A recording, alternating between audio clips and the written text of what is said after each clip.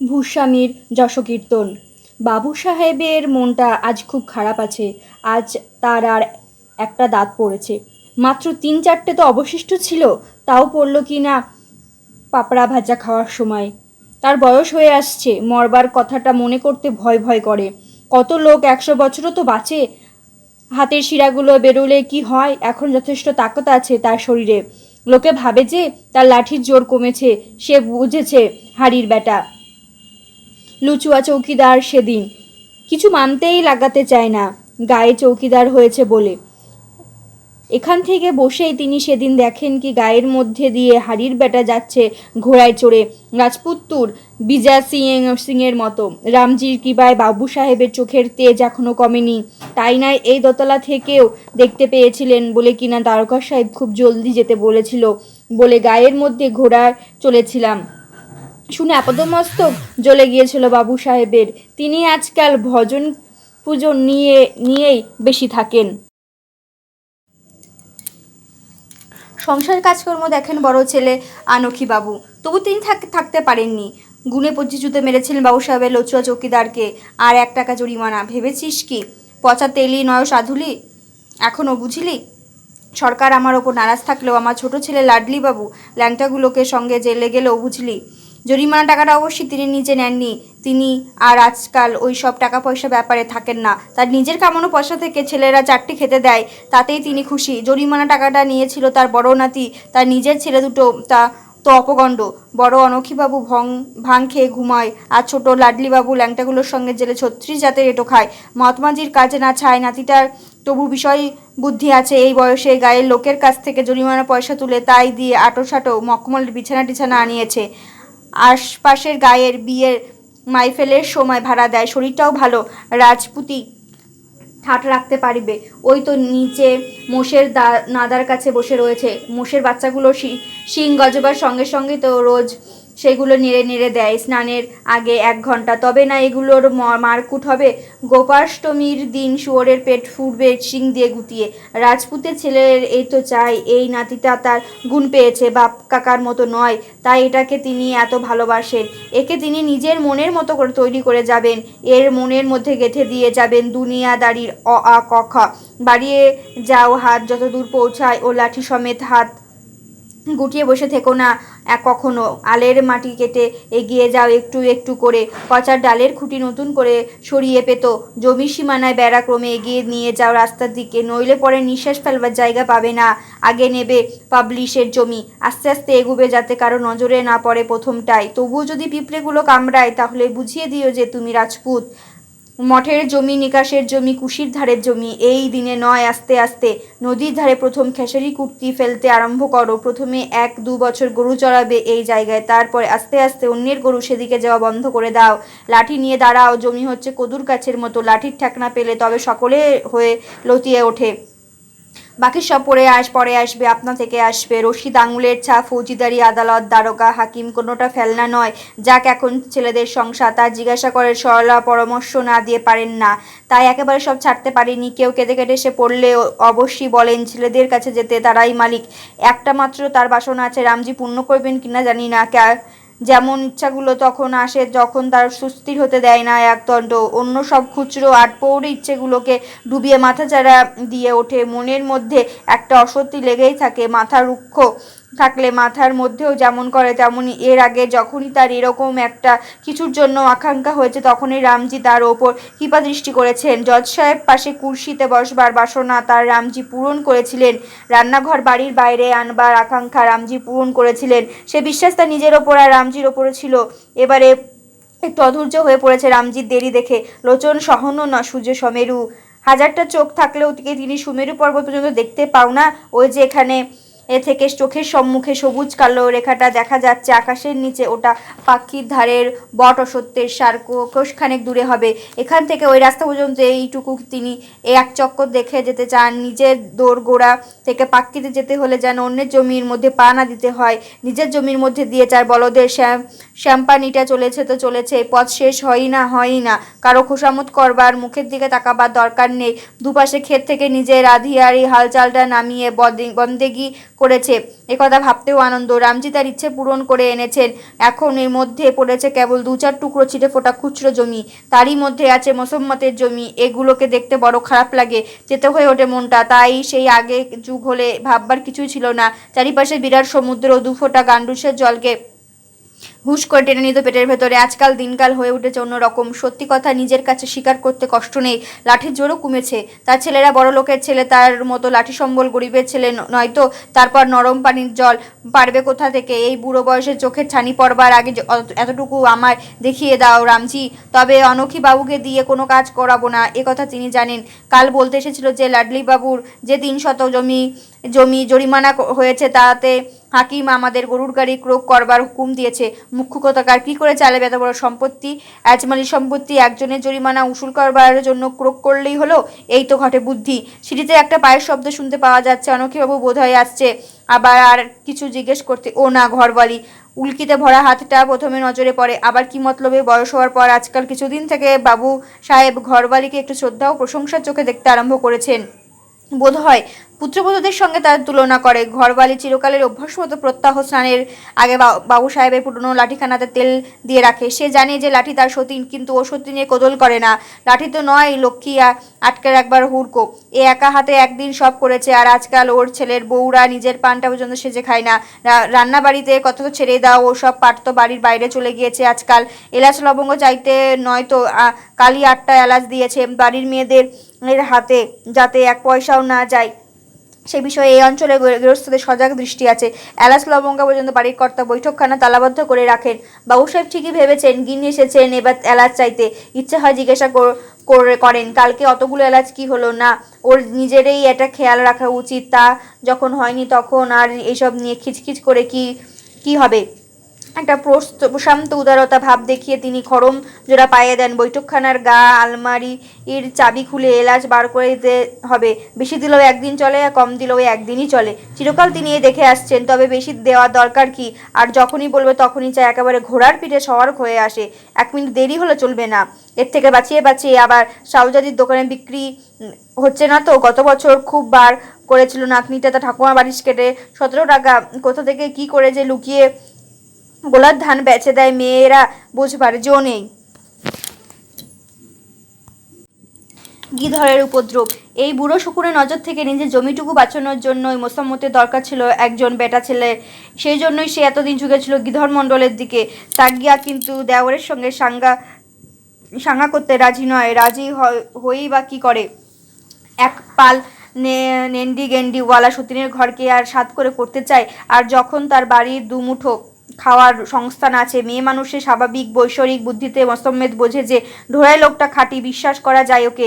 পয়সার খাই নেই একেবারে, হাতে করে কিছু দিলে খাবে, না দিলে খাবে না। গিধর মণ্ডলের মতো রামায়ণ পড়তে না জানুক, তাহলেও রামায়ণ বেশ মুখস্থ। আপন করে রাখতে পারলে টিকবে। কথাবার্তায় মনে হয় তীর্থ তো করবার দিকে ঝোঁক, আবার পালিয়ে টালিয়ে না যায়।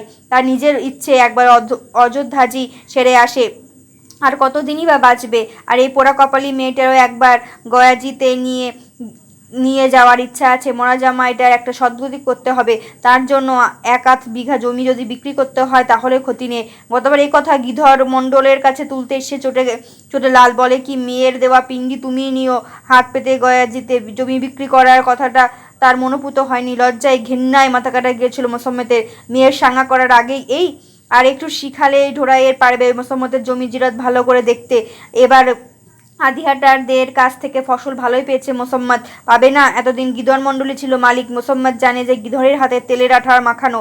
টাকা কড়ি ফসল তার হাত দিয়ে যা কিছু যায় আসে, কিছুটা অংশ তার হাতেই লেগে থাকে। 2-10 বোঝা ধান কোনো বছর না পৌঁছার তার বাড়িতে সাজের আধারের পর বাঙালি ব্যাপারীদের কাছ থেকে পাওয়া তামাক বেচা টাকাটা গিধরের হাত দিয়েই সমত। রাগে গিধর মণ্ডলের নিজের হাত কামাতে ইচ্ছা হয়। বেশি সাবধান হতে গিয়ে সে গায়ের বাড়ির লোককে এনে ঢুকিয়েছিল মোসাম্মতের বাড়ির চাকরিতে। দেখতে হাবাগোবা হলে মনে হয় তখন ভাবতেই পারিনি যে ওটার পেটে মুঠোর মধ্যে নিয়ে নিল। পেটে এত শয়তানি! 2 অরাত 3 মাসের মধ্যে একেবারে হাতের মুঠোয় করে নিল। কোথায় না কোথায় একটা পরদেশি ছোড়া। মোসাম্মত তার আগে মতো আমলি নিতে চায় না আজকাল। গিয়ে পড়লে এসেছো, বেশ বসেছো, তাও বেশি, এমন একটা ভাব দেখায়। এ কি খাল কেটে কুমির আনলো সে? এর একটা কিছু বিহিত করতেই হয়। সেদিন ভোরে মোসাম্মেদ বাড়ির সম্মুখে ঢোড়াই মোসাম্মেদ, সাগিয়া আরও দুজন প্রতিবেশী আগুন পোয়াচ্ছে। পাশের বাড়ি ল্যাংটা ছেলের আগুনের ওপর হুমড়ি খেয়ে পড়েছে, তবু ঠকঠক করে কাঁপছে। ছেলেটা আগুনে একটা রাঙা আলু পড়তে দিয়েছে। ঢোড়াই তাকে খেপাচ্ছে, ওরে তোর দিদিমার মাথায় ধুবল হয়েছে। আর সাগিয়ার মা সকলে হেসে উঠেছে ছেলেটার রাগ দেখে। কি কার দিদিমা ধবল হয়েছে? গিধরের মণ্ডলে গলা না এত ভোরে?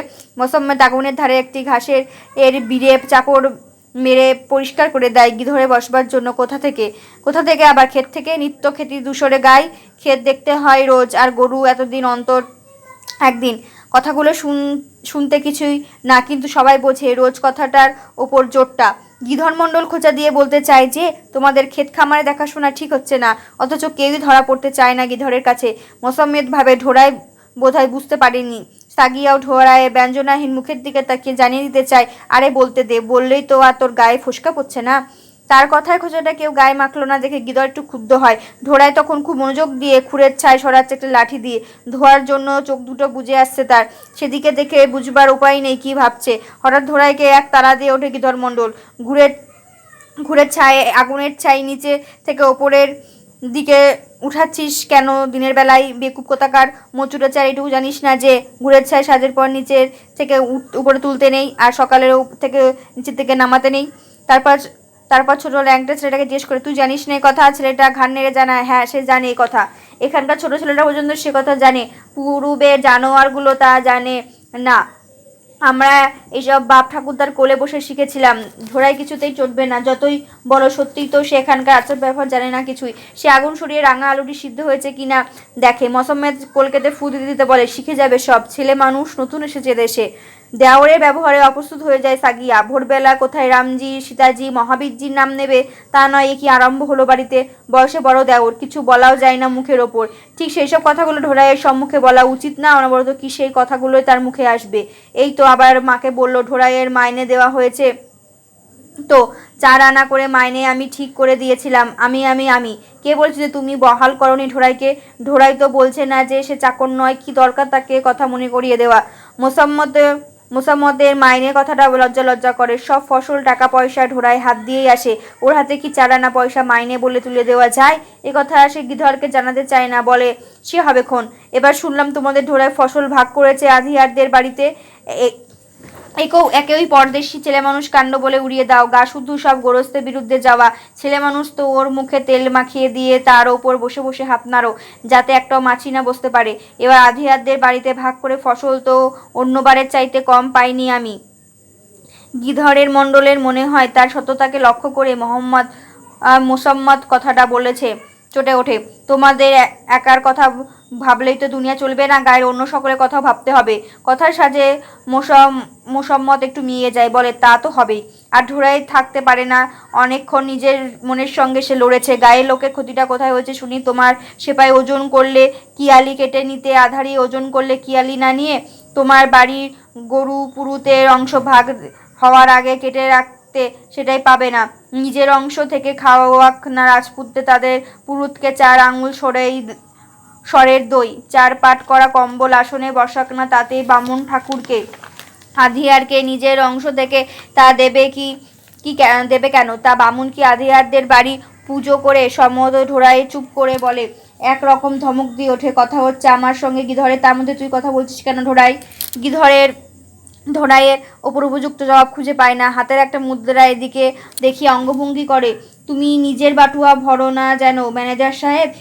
কি বললি? ঢোড়াই উঠে দাঁড়িয়ে। এই এক মুহূর্তের মধ্যে তার মুখের চেহারা বদল গিয়েছে। সাগিয়া আর মোসাম্মেদ, এদের দুজনের মধ্যে সে দাঁড়িয়েছে। আমাদের দুয়ারে গিধরের অপমান হলে লজ্জায় মুখ দেখানো যাবে না। না তুই থাম ঢোড়াই। আমি কি ওর ক্ষেতের মুসহরিনী যে ও আমায় গালাগালি করবে, আমি হেসে আদর করব? আমি কি ওর টাকা কর্জ খেয়েছি? ওই গরু খোট্টার? গিধর মণ্ডল আর কথা বলায় না। এরকমটা সে ঠিক আশা করেনি। ঢোড়াই যে মুসহরিনীর কথা বলবে, সেটা কানি মুসহরিনীকে লক্ষ্য করে না তো? এখনই হয়তো সাগিয়া আর মোসাম্মদের সম্মুখে সে কথা নিয়ে আবার চিৎকার আরম্ভ করে দেবে। সাগিয়া আশা, অর্থাৎ সাগিয়ার মায়ের জমির আশা সে এখনো ছাড়েনি। যাই রোদ উঠে গেল বলে সে গুটি গুটি বেরিয়ে যায়। দূর থেকে দূর থেকে বলা যায়, দেখ ছোট মুখ বড় কথা ভালো না। ঢোড়াই এই কথার জবাব দেয় না। গিধর চলে গেলে সে মোসাম্মেদ সাগিয়ার কারোর সঙ্গে কথা বলে না। মোসাম্মেদ কিনা বলে, আমাদের কথার মধ্যে কথা বলিস কেন? যাদের জন্য করি তারাই বলে, এই এই নিমক হারাম স্বার্থপর মেয়ে মানুষের বাড়ি তার দানা পানি নেই। রামজির সৃষ্টি সারা দুনিয়ায় তার সম্মুখে পড়ে রয়েছে, হাত দুটো আছে, দুমুঠো খাওয়া জুটে যাবে। কোনো জিনিস সে এখানে আসবার সময় আনেনি, এখান থেকে যাওয়ার সময়ও নিয়ে যেতে চায় না। মেয়ে মানুষ দুজনের কারোর দিকে না তাকিয়ে সে বাইরের দিকে পা বাড়ায়। সাকিয়া তাকে লক্ষ্য করে মায়ের সেই কথাটা পরে থেকে, মা বুড়ি মানুষ, তার কথাই কি কিছু ঠিক আছে? তার কথায় রাগ করো না ঢোড়াই, যা ভাবা যায় সব কি করা যায়। আর সাকিয়া চোখে জল দেখবার পরেও মোসাম্মেদ পর্যন্ত বেটা বলে তার কাছে সে দাঁড়ায়। বড় বোকা তুই, এই পরদেশি বেটাকে নিয়ে আচ্ছা মুশকিলে পড়লাম দেখি। বোস দাতন কর, আমি তখন ভুট্টার খই ভেজে আনি। সাগিয়া মনে করিয়ে দেয় মাকে, দেখো খই আবার বেশি ফুটে না যায়। সে আর বলতে হবে না বুড়িকে। আসলে ঢোড়াইয়ের রাগের থেকে অভিমানটা হয়েছিল বেশি। রাগ তো সব লোকের ওপরই হতে পারে, এখানে ঢোড়াইয়ের অভিমান করার দাবি জন্মেছে এরই মধ্যে। নইলে ঢোড়াইয়ের রাগ কি অত তাড়াতাড়ি থামে না, অত নিঃশব্দে আসে যায়? জমিজাতির রাজ্যে শনির দশা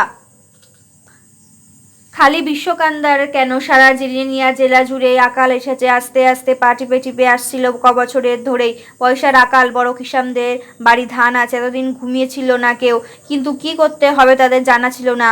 বচন শিয়রে পর্যন্ত না, সবাই নিজের নিজের প্রাণ বাঁচাতে ব্যস্ত। পুরনো ধানে বাবু সাহেবের 8-5 মনসি গোলা ভরা, না চাইলেও সে ধানটা আসবে, সেইটা রাখবার জায়গা করার শক্ত। গতকাল পাট পচেছিল মাচার ওপর, জলের দরে বিক্রি করতে হয়েছিল মাংটুরামের আড়তে। তারা আবার কত খোসামত বলে যে তারা গুদামের জায়গা নেই। পাট তো তাও বিক্রি হয়েছিল, ধান মকাই বিক্রি করতে পারেনি অনক্ষীবাবু। বছর ঘুরতে না ঘুরতে মকাইয়ের পোকা হয়, তাই গায়ের মধ্যে খয়রাত করাতে হয়েছিল। না চাইতে ফসল দেওয়ার নামই খয়রাত। একটা লম্বা খাতায় টিপসই দিয়ে নিতে হয়। শীতের শেষে এই 1.5 গুণ ওজনে রবির ফসল শোধ দিতে হবে। এবার সস্তার রেটে খয়রাত দিয়েছিল, অন্য বার লাগতো দ্বিগুণ। তবে তিনি দেওয়ার সময় সাফ সাফ বলে রেখেছেন, বাজে কথা নেই তার কাছে। অন্য কিষামদের মতো তিনি লুকিয়ে অন্য কিছু করতে চান না। 60 ওজনে নিতে হবে, ফেরত দিতে হবে 80 ওজনে, যা এখানে চলে। এর রেট খাওয়ার জন্য মকাই নিলে, বীজের জন্য নিলে তার আরও বেশি রেট। এই প্রকারে ভুট্টা দানাগুলো বীজের জন্য কেউ নেয়নি, এ দিয়ে কেবল খাওয়া চলে। পয়সার আকালটা এবার কি ধানের আকাল বদলে গেল তা কেউ বুঝতে পারেনি। রবির ফসলের পর লাঠির জোরও এবার বিশেষ কিছু পাওয়া যাবে না, তা সব কিষানি জানতো। তাই এবার বহু জমি অনাবাদি রেখেছিল বাবু সাহেব। বিক্রি না করতে পারলে ফসলের লাভ কি? গোলায় আর কত আটবে? ফসল যদিই বা বিক্রি করা হয় তো দাম পাওয়া যায়, তাতে খরচা পোষায় না। এই আকালের গল্পই হয় আজকাল প্রত্যাহ। মাঠের সম্মুখে ভজনের আসরে আষাঢ় মাসে শেষ হয়ে গিয়েছে, তবু ধান রুইবার মতো জল হলো কই? ইন্দ্রাসন আগুন লেগেছে এবার। আমটা ভালো ফললেও না হয় তলা কুড়িয়ে কিছুদিন চলতো। মেয়েরা যে পূর্ণিমা রাতে জাট জটনির গান গাইলো ক্ষেতের মধ্যে, তবু বৃষ্টি হলো কই? খাই কি লোকে? জাম খুঁড়িয়েছে, বুনো পেয়ারা জাগ চলেছে, ময়নার ফল আর তাল পাকতে এখনো অনেক দেরি। যখন টোলার ওপর কুদৃষ্টি পড়ে তখন এমনি করেই পড়ে। শীত যেমন গায়ে বেঁধে ছেঁড়া কাঁথার মধ্যে দিয়ে এদিক দিয়ে সামলাতে যা ওদিক দিয়ে ঢুকবে। পিঁপড়ে সার মুখে করে ডিম নিয়ে গেলেও জল হয় না আজকাল। বৃষ্টি না হলে মন শকশক করে, আবার জল হলে যে কি হবে তা কথা ভাবতেও মন খারাপ হয়ে যায়। বীজের ধানটা পর্যন্ত কারো কাছে ছিল না যে চারা করে। হলেও বিপদ, না হলেও বিপদ। এদিকে বাপে কুত্তা খায়, ওইদিকে মায়ের পরাণ যায়। গল্পটা জানিস তো? বাপ মাংস রাঁধতে বলে গিয়েছে, মা রেঁধে রেখেছে একটা কুকুরের বাচ্চা মেরে। এখন ছেলে যদি বাপকে বলে দেয় একটা এ কথা, তাহলে মায়ের পরাণ যায়। আর না বললে বাপকে কুত্তা মাংস খেতে হয়। এ হয়েছে তাই বুড়হা দাদা অন্ধকারের মধ্যে ঢাউর করে দেখতে চেষ্টা করে। বিলটাটা আবার ঠাট্টা করছে না তো? যা ফাজিল ছোড়াটা, মনে তো হচ্ছে না ফাজলামি করছে এখন। বুঝলি বিলটা, বাবু সাহেবের এ পাপের পয়সা থাকবে না, এই আমি বলে রাখলাম, দেখে নিস। না হলে আমার নামে কুকুর পুষিস, যত ওর আগের জন্মে রোজগার করা পুণ্যি থাকুক না কেন, মনের গহীনের একটা দুঃখ টোলার সব লোকের মনে সাড়া দিয়েছিল। তাই বিলটাকে বিল্টো বলে ডাকতো বুড়ো দাদা। রামচন্দ্রজি রাজ্যে নিয়ম কানুন সব বদলে গেল নাকি? অউর করই অপরাধ, কৌ আউর পাবো ফল ভোগু। একজন দোষ করে আর একজন তার ফল পায়। আশ্চর্য! সেই রাতেই বেশ এক পশলা বৃষ্টি হয়ে গেল। কলিযুগ লোকের মধ্যে পা ঢুকেছে, তাই জটটির এই গানের ফল ধরতে একটু দেরি হয়। বৃষ্টির সময় গা শুদ্ধ সকলে জেগে উঠেছিল। সব বাড়িতে মেয়ে পুরুষ সকলে বলাবলি করে যে এ জল এক্ষুনি থেমে যাবে, এই এক আজলা জলে আর কি হবে, কেবল কুশের শিরগুলো সূচের মতো ডগা ছাড়বে হাল চালানোর সময় পায়ে বিঁধবার জন্য, তবে ধুলোটা মরবে, আকাশ ভেঙে জল পড়ছে, সকলে দেখছে যে ছাদতলার নিচে দিয়ে জলের স্রোত বইছে, তবু কেউ নিজের কাছে নিজের বাড়ির লোকের কাছে সত্যি কথাটা বলবে না। বৃষ্টি থামবার পরে সবে গা খানে একটু ঝিমিয়ে এসেছে, এমন সময় হঠাৎ হট্টগোল শোনা যায় দূরে পশ্চিমের দিক থেকে। নিশ্চয় চোট্টর কিছু হবে। নিজের ঘরে চুরি হবার মতন কোনো জিনিস না থাকলেও সকলের ছোট লাঠি বাঁশ সজনের ডাল আর হাতের কাছে তো জোটে, তাই নিয়ে বিশ্বকান্ধার ভাঙা মঠে এর কল্যাণে ইট পাটকেলগুলোর অভাব নেই, এ কথা গনৌরীর মনে পড়ে। পায়ে ইটের ঠোকর খেয়ে কোচর ভরে ইট নেয় সে, আওয়াজটা ততক্ষণে বাবু সাহেবের বাড়ির দিকে পৌঁছে গিয়েছে। রাতে বাবু সাহেব বাড়ির চারিদিকে গান গেয়ে গেয়ে না হয় বাঁশি বাজতে বাজতে পাহারা দেয় একজন বজ্র বাটুল সাঁওতাল। তার হাতে থাকে তীরধনুক আর বল্লম, কাছে সাঁওতাল তুলিতে তার বাড়ি। সারাদিন সেখানে ঘুমায় আর রাতে বাবু সাহেবের দেওয়া ধেনো খেয়ে ডিউটি দেয়। সেই লোকটা বাবু সাহেবের পশ্চিমের ক্ষেতের দিকে একটা ছপ ছপ শব্দ পেয়ে ভেবেছিল বুনো শুয়োর কি নীল গাইটাই হবে। আলের পাশ দিয়ে সে গুড়ি মেরে মেরে এগিয়ে গিয়েছিল। তারপর ভালো করে চোখ মুছে নেয়, নিজের হাতের আঙুল তো ঠিকই গুনতে পারছে, ভাগ্যে সে তীর ছোড়েনি। তারপর সে চিৎকার করে লোক জাগিয়েছে। কোড়ি টোলার দল বাবু সাহেবের বাড়ি পৌঁছে দেখে তাজ্জব ব্যাপার, বাবু সাহেবের ছেলে অনখী বাবু খড়ম দিয়ে পিঠোচ্ছে বুড়ো দাদাকে। পাশে রাখা রয়েছে এক বোঝা ধানের চারা। বুড়ো দাদা কাঁদছে আর মাথা কুটছে অনখী বাবুর পায়ে। আর কখন এ কাজ করবে না ছোট মালিক? সাঁওতাল বলে। বাঁশি থামলে ওপর থেকে বাবু সাহেব যে চিৎকার করে, আমি ঢুলছি বলে দেখো আমি জেগে থাকি কিনা। তারপর সাঁওতালটা এগিয়ে আসে কোয়েরি টোলার লোকদের কাছে। সারা ব্যাপারটা তাদের বুঝিয়ে দেওয়ার জন্য। বুঝবার দরকার ছিল না। সাঁওতাল হেসেই কুটি ছোট মালিককে নিচে থেকে ডেকেছে ঘুম ভাঙানোর জন্য। ঘুম কি ভাঙে? ভাঙের ঘুম। বৃষ্টির পর ঘুম ভাঙলে পর আমার ওপর রেগে টং, আমি কেন কালো গাইটার বাছুর হচ্ছে বলে ডাকছি। টেলার লোকদের ওপর নজর পড়ায় হঠাৎ বুড়ো দাদার কান্না থেমে যায়। লজ্জায় সে এদিকে তাকাতে পারে না। অনখীবাবুর নজর পড়ে এই দিকে। ভাগো শালা সব চোরটার দল, চোরকে সাহায্য করতে এসেছে। মাঝি, এ লোকটা ধরে রেখে দাও, আজ সকলে ওটাকে হাজতে পাঠাবো। বুড়ো দাদা আবার হাউমাউ করে কেঁদে ওঠে। মধুবনের শান্তিভঙ্গ। বাবু সাহেবের বাড়ি থেকে কোয়েরি টোলার সকলে এসে বসে বিল্ডার বাড়ির সম্মুখের মাচায়। কাজটা বুড়ো দাদা করেছে অন্যায়, চুরি করা কি ভালো মানুষের কাজ? ছি ছি, এ কি দুর্মতি হয়েছে বুড়োর। 3 দিন পরে মরবি, এখনো কি পরমাত্মাকে ভয় করো না? অভাব তোর বুঝলাম, সে তো সবারই আছে, কিন্তু বেশি খিদে পেলে কি লোকে 2 হাত দিয়ে ভাত খায় না? অসম্ভব কাণ্ড। কিন্তু বুড়ো দাদা এই বিপদের সময় নিশ্চিত হয়ে ঘুমোনো তো যায় না, একটা কিছু করতে হয়। তবু তো এখানে বাবু সাহেব ওঠেননি। রাত থাকতে এই উঠোনে বাবু সাহেব, খবর তো রাখিস চাই, কেবল বাজে ছটফট করিস তুই গৌনৌরি। এতক্ষণ বাবু সাহেব ওঠে ধ্যান বসেছে। লক্ষ্মণী আর নানি বাবু সাহেব বাড়িতে কাজ করে। সে বলে যে ধ্যান করবার সময় বাবু সাহেব ঘরে একেবারে হাওয়া গাড়ির মতন শব্দ হয়। তারপর গলার মধ্যে দিয়ে তিনি দড়ি ঢুকিয়ে পেটে বাবু সাহেবের ঘরবালি বলেছেন যে এ করলে জোয়ানি ফিরে আসে। বুড়োর আবার দাঁত গজায়। তারপর তিনি রাখালদের ডেকে দেন মোষ চড়াতে নিয়ে যাবার জন্য। অনখীবাবু তো খড়মের সঙ্গে বুড়ো দাদা মাথার চুল তুলে নিয়েছে। দেখো আবার বাবু সাহেব কি করে, গুড়ের মাছি না চুষে ফেলে ও চামড়াটা। লচুয়া চৌকিদারকে ছেড়ে কথা বলে না, ও আবার ছাড়বে বুড়ো দাদাকে? এ কথাটা থানায় গিয়ে বলবার পর্যন্ত হিম্মত হয়নি এ হাড়ির বেটার। আর ঘোড়ার চড়বার শখ আছে? বড় নিরীহ লোকটা বুড়ো দাদা। হ্যাঁ, তা লচুয়া হাড়ির কথায় যদি তুললি তবে বলি, তার কাছ থেকে শুনেছি যে থানায় আজকাল বাবু সাহেবের টিয়া পাখি কথা বলে না। সেই বলেছে যে দারোগা সাহেব আর বাবু সাহেব দিকে হতেই এই পারে না, মোটা রকম পান খাওয়ালেও না। বাবু সাহেব কাছারিতে মোকদ্দমা লড়ে দারোগা সাহেবের হাত থেকে গরু গাড়ি ছাড়িয়ে এনেছে। এ দারোগা সাহেব বেইজ্জত হয়েছে উপরওয়ালাদের কাছে। সেদিন দেখিসনি সেদিন বিলটা, সে যে হাকিমের হাওয়া গাড়ি খারাপ হয়েছিল, পাক্কির ওপর গায়ের লোক ডাকতে এলো, গিধর্মণ্ডলে দাওয়ার ওপর খাটিয়াতে বসলো, কিন্তু বাবু সাহেবের বাড়ি চৌহদ্দি মারালো না। ঠিকই বলে লচুয়া চৌকিদার, কলস্টার হাকিমরা এখন সবাই বাবু সাহেবের বিরুদ্ধে, ওই ছেলে লাডলিবাবু মহাত্মাজিতে নাম লিখিয়েছে বলে। দারোগা সাহেব হাতের লোক না হলে কি কেউ সাত করে থানার হাতে ঢোকান? ওই দারোগা যতদিন বদলি না ততদিন বাবু সাহেবের থানার পথ মারাবে না, এই আমি মাটিতে লোহার দাগ কেটে বলে রাখলাম। সকলে নিঃশ্বাস ফেলে বাঁচে। যাক বুড়ো দাদা, তাহলে সরকারের খিচুড়ি খেতে হবে না, 2-4 ঘাম মারার ওপর দিয়েই যাবে। এতক্ষণে সবই অস্পষ্টভাবে বোঝে যে, যদিও তারা এখানে বসেছিল বুড়ো দাদার ব্যাপারটা উপলক্ষ করে, মনের তলায় গোপনে আনাগোনা করেছিল অন্য জিনিস। মুখে বলেছে বটে, রামচন্দ্রজি বুড়ো দাদাকে ধরা পড়িয়ে আমাদের সাবধান করে দিচ্ছেন, বলেছেন ভেবো না যে আমি ঘুমোচ্ছি, অভ্যাসের বশে বলেছেন এ কথা, কিন্তু সঙ্গে সঙ্গে বুঝেছে যে কথাটার মধ্যে কোথাও একটি অসঙ্গতি আছে। মনের মাখন গলানো কথা আর ময়নার কথার তফাৎ শুনলেই বোঝা যায়। সেই জন্যই না একজনের পণ্ডিতজি রামায়ণ পাঠ শুনলেই চোখের জল আসে, আর একজনের শুনলে আসে ঢুলুনি। ভিজে মাটির গন্ধ কারোর মনকে সুস্থির হতে দিচ্ছে না। কেউ কথাটা তুললে আর সকলে বাঁচে। সকলেরই মনে পড়েছে নিজের অক্ষমতার কথা, দূরদৃষ্টির কথা। ইচ্ছে করে নিজের জমিটা একেবারে দেখে আসি এই রাত্রে, কিন্তু তারপর বুড়ো দাদার ব্যাপারটা একটা নিষ্পত্তি হয়, কিন্তু মনের ভিতরে প্রশ্নের কি কোনো জবাবই নেই। অমন মিষ্টি গন্ধ ভরা ভিজে ক্ষেত কি অমনই থেকে যাবে রামচন্দ্রজি? নিজেদের কাছেও যে কথা বলা যায় না সে কথা বলা যায় তার কাছে। ভোরের আলো দেখা যায় যে এতগুলো চোখের আয়নাতে ভিজে ক্ষেতের ছোপ পড়ছে।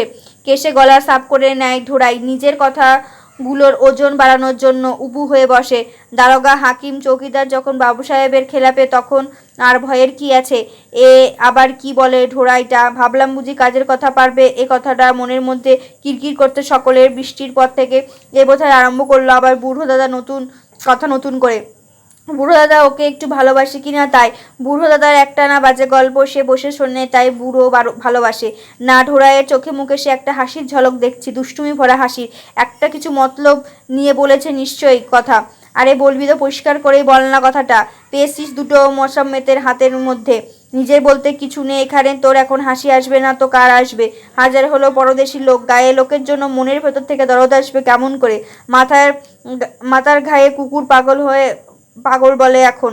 এর মধ্যে আর হাসি মস্করা করিস না ঢোড়াই, ওসব করিস গিয়ে তোর মলহরিয়াতে।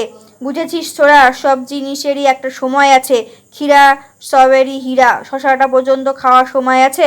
ঢোড়া চটে যায়। আরে আরে আমার কথাটা শুনবি তো আগে, তারপর না বলবি? পরদর্শী লোকের কথা শুনলেও কি কানে পোকা পড়বে?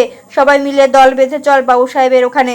তারপর ঢোড়া পরিষ্কার করে গুছিয়ে নিজের কথাটা বলে সকলের কাছে, কেবল মুখের কথায় মালপোয়া ভাজলে কিছু হবে না, এই বলে ঢোড়া নিজের কথা শেষ করে। 2-1 ক্ষীণ প্রতিবাদ শোনা যায়। বন্দুকটাই না হয় সরকারের দিন কয়েক আগে কেড়ে নিয়েছে।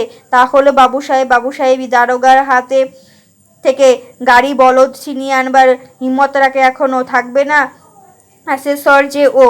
রেগে গজগজ করে ঢোড়ায়, এবার থেকে রোজ জল হবে দেখিস। জল ভরা ক্ষেতের ধারে বসে বসে তোরা দাঁত চুলকবি নাকি? আর রামজি এসে তোদের এর বালবাচ্চার মুখে দলা গুজে দিয়ে যাবেন। বেটের সাঁওতাল কিন্তু মারকুটে মোষের মতো তাড়া করে আসবে তীর-ধনুক নিয়ে। আরে না না, ওটা তো সূর্য ওঠবার সঙ্গে সঙ্গে ডিউটি সেরে বাড়ি চলে যায়। শেষ পর্যন্ত সেই সাঁওতালটার বাড়ি যাওয়ার ওপর তাদের ভবিষ্যৎ কাজকর্ম নির্ভর করছিল। তবু কি বুকের টিপটিপুনি থামে? বোধহয় সেটাকে ভুলবার জন্য সকলে বিলটার সঙ্গে স্বর মিলে চেঁচায়, বজরংবলী মহাবীরজি কি জয়। ভোরের আলোয় আগুন লেগেছে তখন বিষকান্ধার আকাশে, মাঠের ওপরের বটগাছে ঢোড়াইয়ের চোখে। বাবু সাহেব ধানের চারা চুরির ব্যাপারটা রাতেই জানতে পেরেছিলেন, কিন্তু সেই সময় তার নিয়ে চেঁচামেচি করেননি। বাড়ির কর্তার কথার ওজন থাকা চাই, সময় নেই অসময় নেই, তখন যখন হাহা করে উঠলে কিছু মানে লাগায় না সেই লোকের।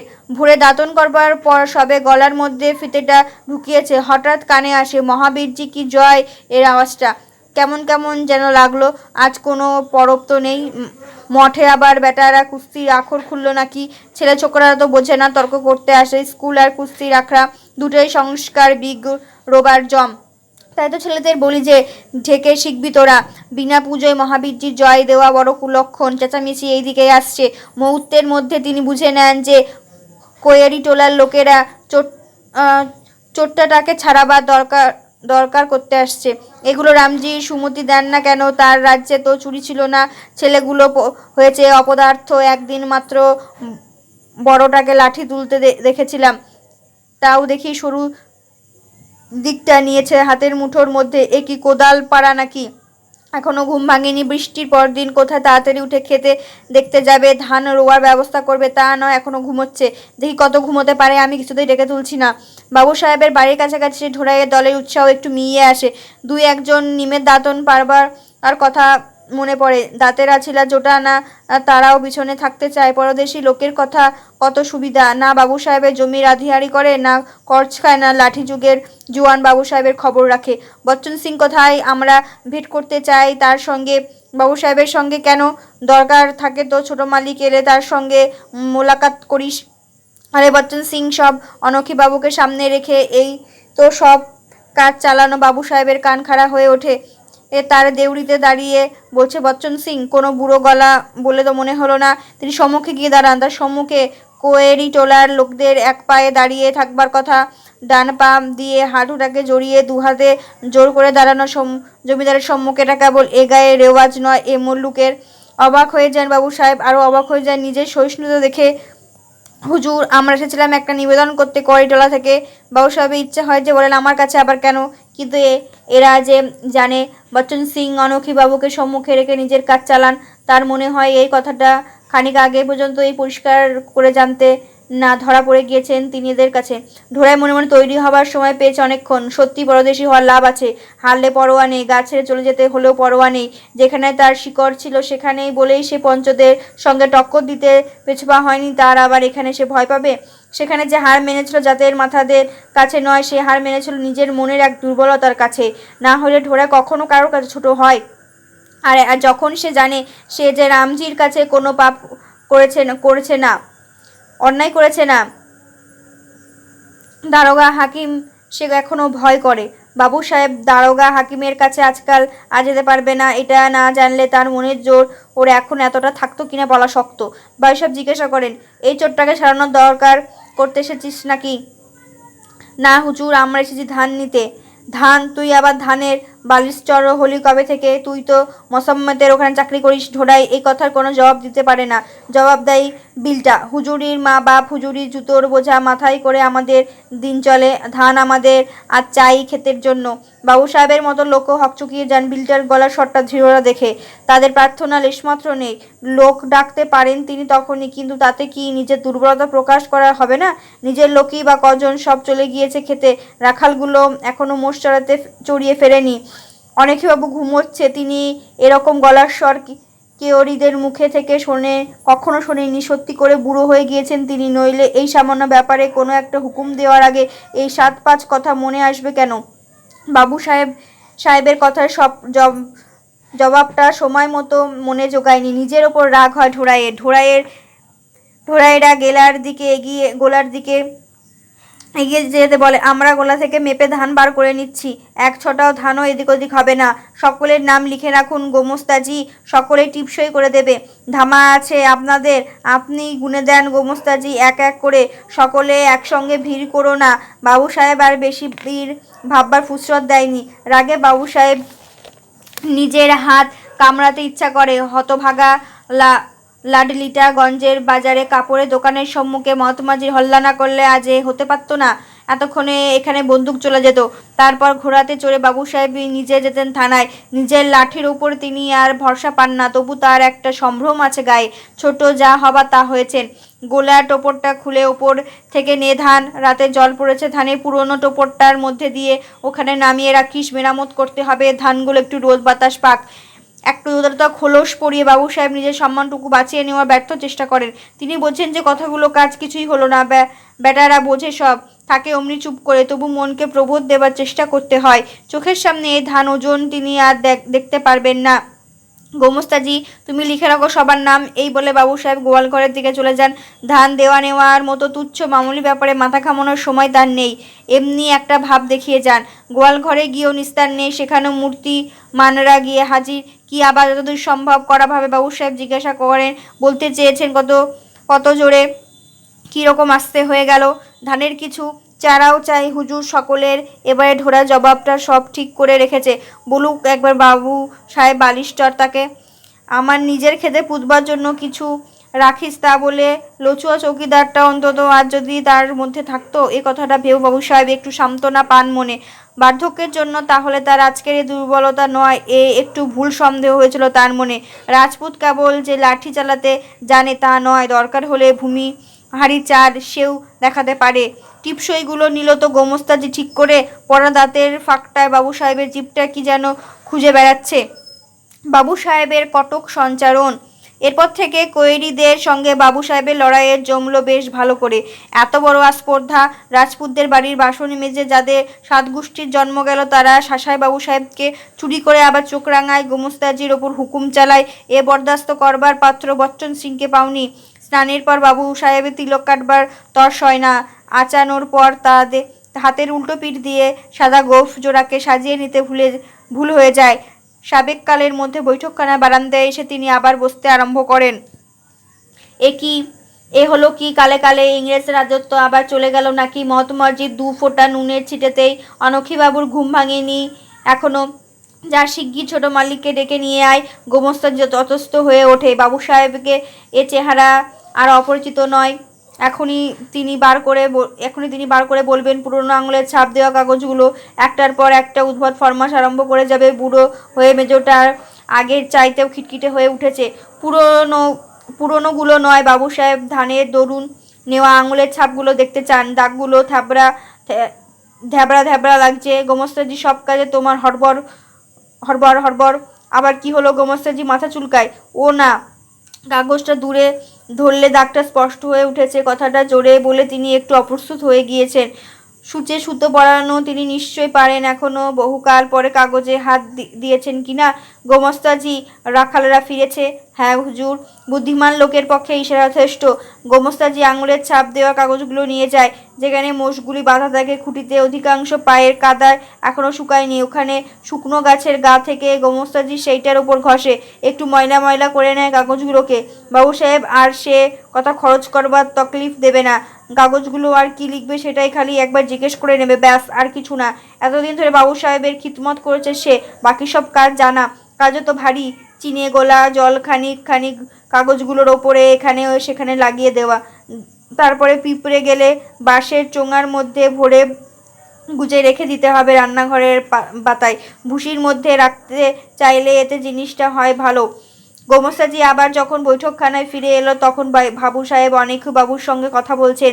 ছোট মালিক আবার দেখছি বাবু সাহেবের সামনে তক্তপোষের ওপরে বসেছে। বয়স তো হলো, চুল পাকবে 2 দিন পরে, এখনো বসবে না। এসো গোমস্তাজি, তুমিও শোনো। বাবু আপনি চলে যান জিরানিয়াতে অনিরুদ্ধ মোক্তারের সঙ্গে সলা করে জোতের কেওয়ারি রায়তগুলির ওপর বাকি খাজনার নালিশ ঠুকে আসুন। কটাই বা রায়ত হবে? অধিকাংশ করিতে দরদ অধিকারদার যেখানে পারেন এইগুলোর জায়গায় সাঁওতাল টুলির লোকগুলোদের ঢোকান। ওই যে নতুন লোকটা ঢোড়াই না কি নাম, ওই ফেয়ারি টেয়ারি নয়তো বাড়ি যাওয়ার নাম করে না একদিনও। ওটাই বোধ হয় উস্কানি দিচ্ছে সকলকে। মোসাম্মদি যে রায় তো রাজপাট ভাঙায়, আমার হলে না হয় একটু চাপ দিলে লোকটা সরিয়ে দিত।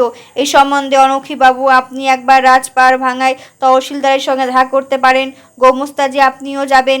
বাবু সাহেব জানেন যে গোমস্তাজির সঙ্গে না থাকলে এইসব কাজের থই পাবেন না বাবু। এতক্ষণে গোমস্তাজি কথা বলবার সাহস পায়। ডিস্ট্রিক্ট বোর্ডের গ্রাউন্ড কিপার ইনশা আলী হাতের লোক। বাবু সাহেবের টাকা দিয়েই সে খোয়ার নিয়েছে নিলামে ডেকে। মসম্মেদের খেতে গরু মোষ রাতে ছাড়লে তিনি দিনের মধ্যে কাবু হয়ে যাবে। হুজুর, ঝোলা গুড় দিয়ে যদি মাছি মরে তবে বিষ দেওয়ার দরকার কি? বাবু সাহেব তারা দিয়ে ওঠেন গোমস্তাজিকে। কেবল কথা, যা দরকার বুঝে করবি, তা নিয়ে এত কথা কিসের? কোয়ারিতে রাজপুত বচ্চন সিংকে চুনৌতি দিয়েছে, বড় বার বেড়েছে কোয়ারিগুলোর গায়ের। অন্য রাজপুতরা সকলে এই ব্যাপারে বাবু সাহেবকে যথাসাধ্য সাহায্য করতে প্রস্তুত আছে। তাই ছোট মালুকের পরের দিন থেকে ভাঙের শরবতের ভাটি খুলে দিয়ে আরম্ভ করেন প্রত্যহ সন্ধ্যায়। শরবতের লোটা তাদের দিকে ঠেলে দিয়ে ছোট মালিক তাদের হেসে আপ্যায়ন করেন। জাত বেড়াদারদের খোঁজ খবর নিয়মিত নেওয়ার ইচ্ছা তার চিরদিনই। রাজপুতদের গতিবাসে চান্দেলাই হোক আর বুন্দেলাই হোক, আর কিছু না হোক, ভালোবাসা বলে একটা জিনিসও তো আছে পৃথিবীতে। হে হে হে হে। যারা যারা বিরাসন হয়ে বসতে ভুলে গিয়েছে তারাও ভুলটা শুধরে নেয়।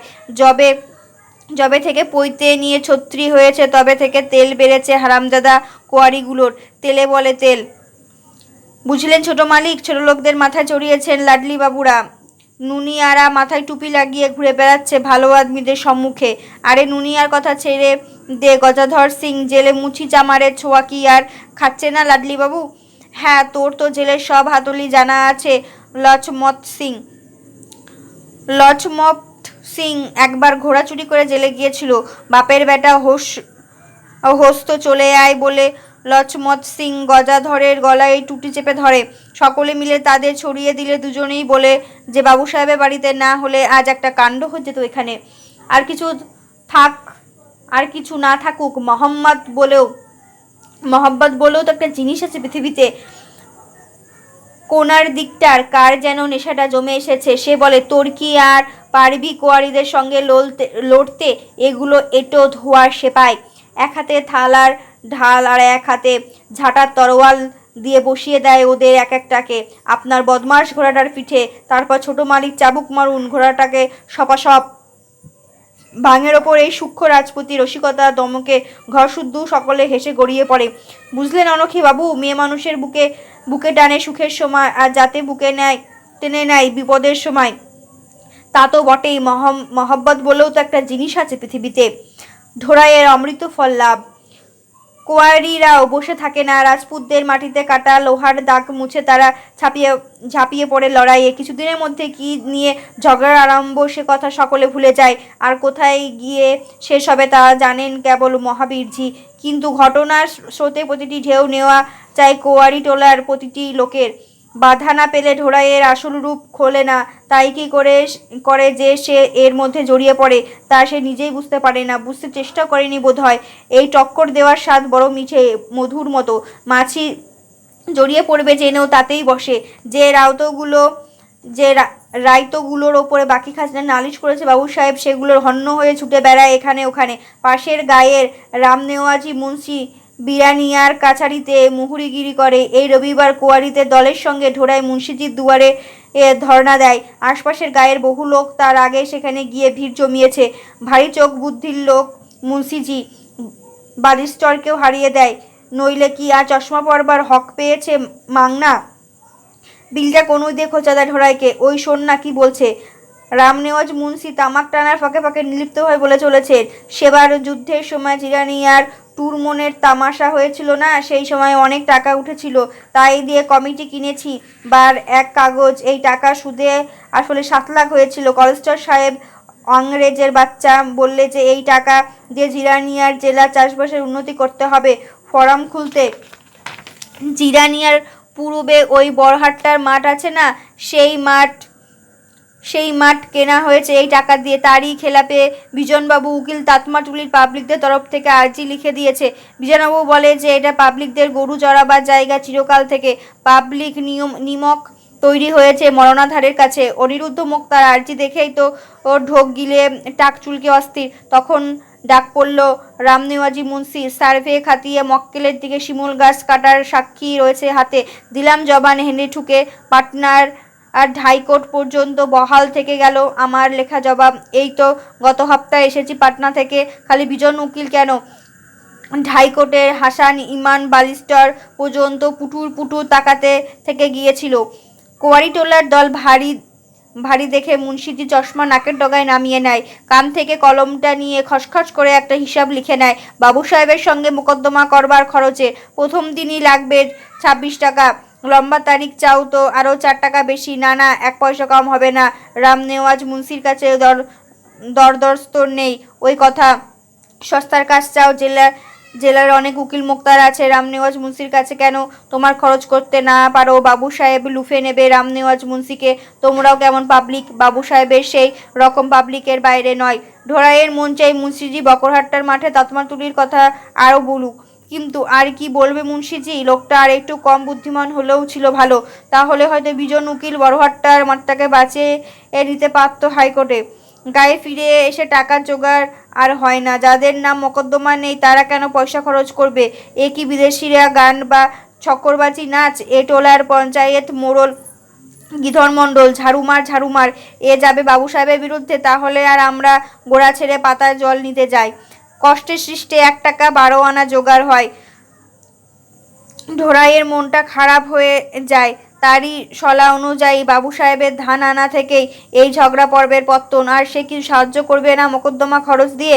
তার নিজের বলতে একটা পয়সাও নেই। কোমরের নেংটি আর মুখে দানা রামজি আর জুটিয়ে দিয়েছে। ভেবেছিল তার জীবনে পয়সা দরকার হবে না, কিন্তু মহাবীরজি গন্ধমাদন পর্বত মাথায় নিয়েছে। সে কি নিজের খাওয়ার পড়া জোটেনি বলে ঢোড়ায় মোসাম্মদের কাছে মোকদ্দমা খোঁজে টাকার কথা তোলে। মোসাম্মদ চোখ কপালে তুলে চিৎকার করে, তাদের বাবার কি বাঁশের কেরাতের করে আমার কাছে টাকা আমানত রেখে গিয়েছিল? ওরে আমার হিতৈষী রে, আমার বরাতে কি সব কটায় এমন লোকই জোটে? মরমে মরে যায় ঢোড়াই। গিধর মণ্ডল যে 4 আনা করে মাইনে ঠিক করে দিয়েছিল, অন্তত সেটাও যদি মোসাম্মদ দিত। কিন্তু এক এক কথাও কি বলা যায় মোসাম্মদের কাছে? ঘুম আর আসতে চায় না সে রাতে ঢোড়াইয়ে। মোসাম্মদ এমন করে মুখ ঝামটা দেবে তা ঢোড়াই আশা করেনি। যে লোকটা মাইনে নেয়নি 1 পয়সাও, তাকে এমনই করে কথা শোনাতে একটু সংকোচও হলো না। সাগিয়াও সেখানে দাঁড়িয়েছিল। সেও তো মাকে কিছু বলতে পারত, কিন্তু মোসাম্মদের কথাটা অন্যায্য নয়, তাই এই নিয়ে রাগ করা চলে না তার ওপর। ঘুম না এলেই মাচার ছাড়পোকাগুলো জ্বালাতন করে। আজকাল সজাগ হয়ে থাকাই ভালো। এই তো গত সপ্তাহে খুঁটি থেকে মোষ খুলে নিয়ে গিয়ে পুড়েছে খোয়ারে। নিশ্চয় ইনসান আলী পাউগুন্ডি পাড়ের কাণ্ড। নিজে হাতে ঢোড়াই খুঁটিটা বেঁধেছিল। খোড়ার থেকে ছাড়াতে গিয়ে দেখে বইয়ের 5 দিন আগের পাতায় লেখা আছে 5 দিনের চার্জ লেগে গেল মিছামিছি। এইসব কাণ্ড তা কি মোসাম্মদ বুঝতে পারছে না? তবুও মোকদ্দমার জন্য 2 টাকা সাহায্য করলো না। তার উপর উজাড়ের পালা চলছে গায়ে কিছুদিন থেকে। ঘোড়ার খাওয়া দেওয়ার চেনা যায়। গরু মোষের খাওয়া একেবারে আধেক হলে ভাতের সাপটে মুড়িয়ে খাওয়া। আর ঘোড়ার খায় শুকে উল্টে পাল্টে। ফরফর করে নিঃশ্বাস ফেলে ধুলো উড়িয়ে পায়ের ডগাগুলো খায়। কি যেন কাচি দিয়ে ছেটে দিয়েছে। ঘোড়ার খাওয়া মানে রাজপুতের কাণ্ড। রাজপুতরা ছাড়া আর ঘোড়ায় চড়ে কে গায়ে? ওই চড়তে গিয়েছিল একদিন লচু আহারি। সেই ছোটবেলায় ঘোড়ায় চড়া রাজপুতরা বিজা সিং মেঘের মধ্যে দিয়ে উড়ে চলে যেত। মরণাধারের বেলে মাছের ভুরভুরি কাটার ঢেউয়ের কোথায় সে ছায়া মিলিয়ে যেত। মিষ্টি চিন্তার আমেজে ঢোড়াইয়ের চোখের পাতা বুঝে আসছিল। হঠাৎ ও কি কাপড়ের খসখসানি শব্দ না? একটা ছায়া নড়ল যেন ঘরে। ইনসান আলীর ভাড়া করা লোক নয় তো? মাচার পাশে রাখা বল্লমখানা শক্ত করে ধরে ঢোড়াই। কে? হাত ভরা গলার চুড়িগুলো খটখট করে শব্দ করে ওঠে। আমি চুপ। সাগিয়া? কেন? যেন ভয়ে ঢোড়াই ঘেমে ওঠে। এইটা রাখো ঢোড়াই। অবাক হয়ে যায় ঢোড়াই। কি?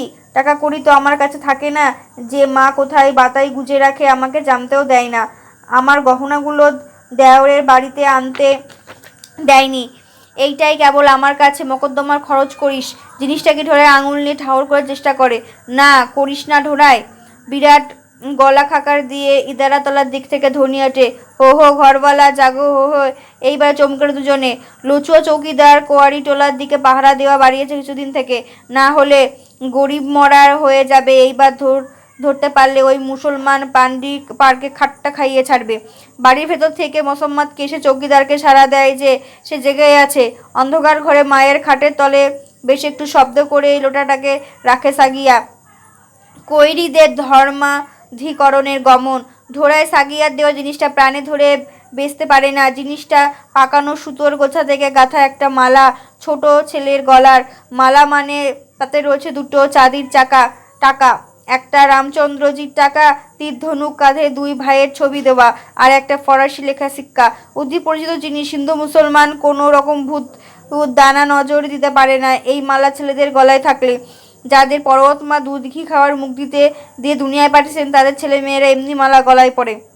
ঢোড়াই বোঝে এই জিনিসের দাম কত সাগিয়ার কাছে। কতদিন গল্পে গল্পে ছেলেটার কথা বলে ফেলে সাগিয়া। চোখের পাতা ভিজে উঠেছে।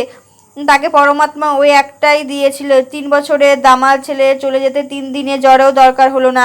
জ্বরের সময় মাকে চিনতে পর্যন্ত পারেনি এক পলকের তরে। সে সময় ঢোড়াই কি বলে সাগিয়াকে সান্ত্বনা দেবে ভেবে পায়নি।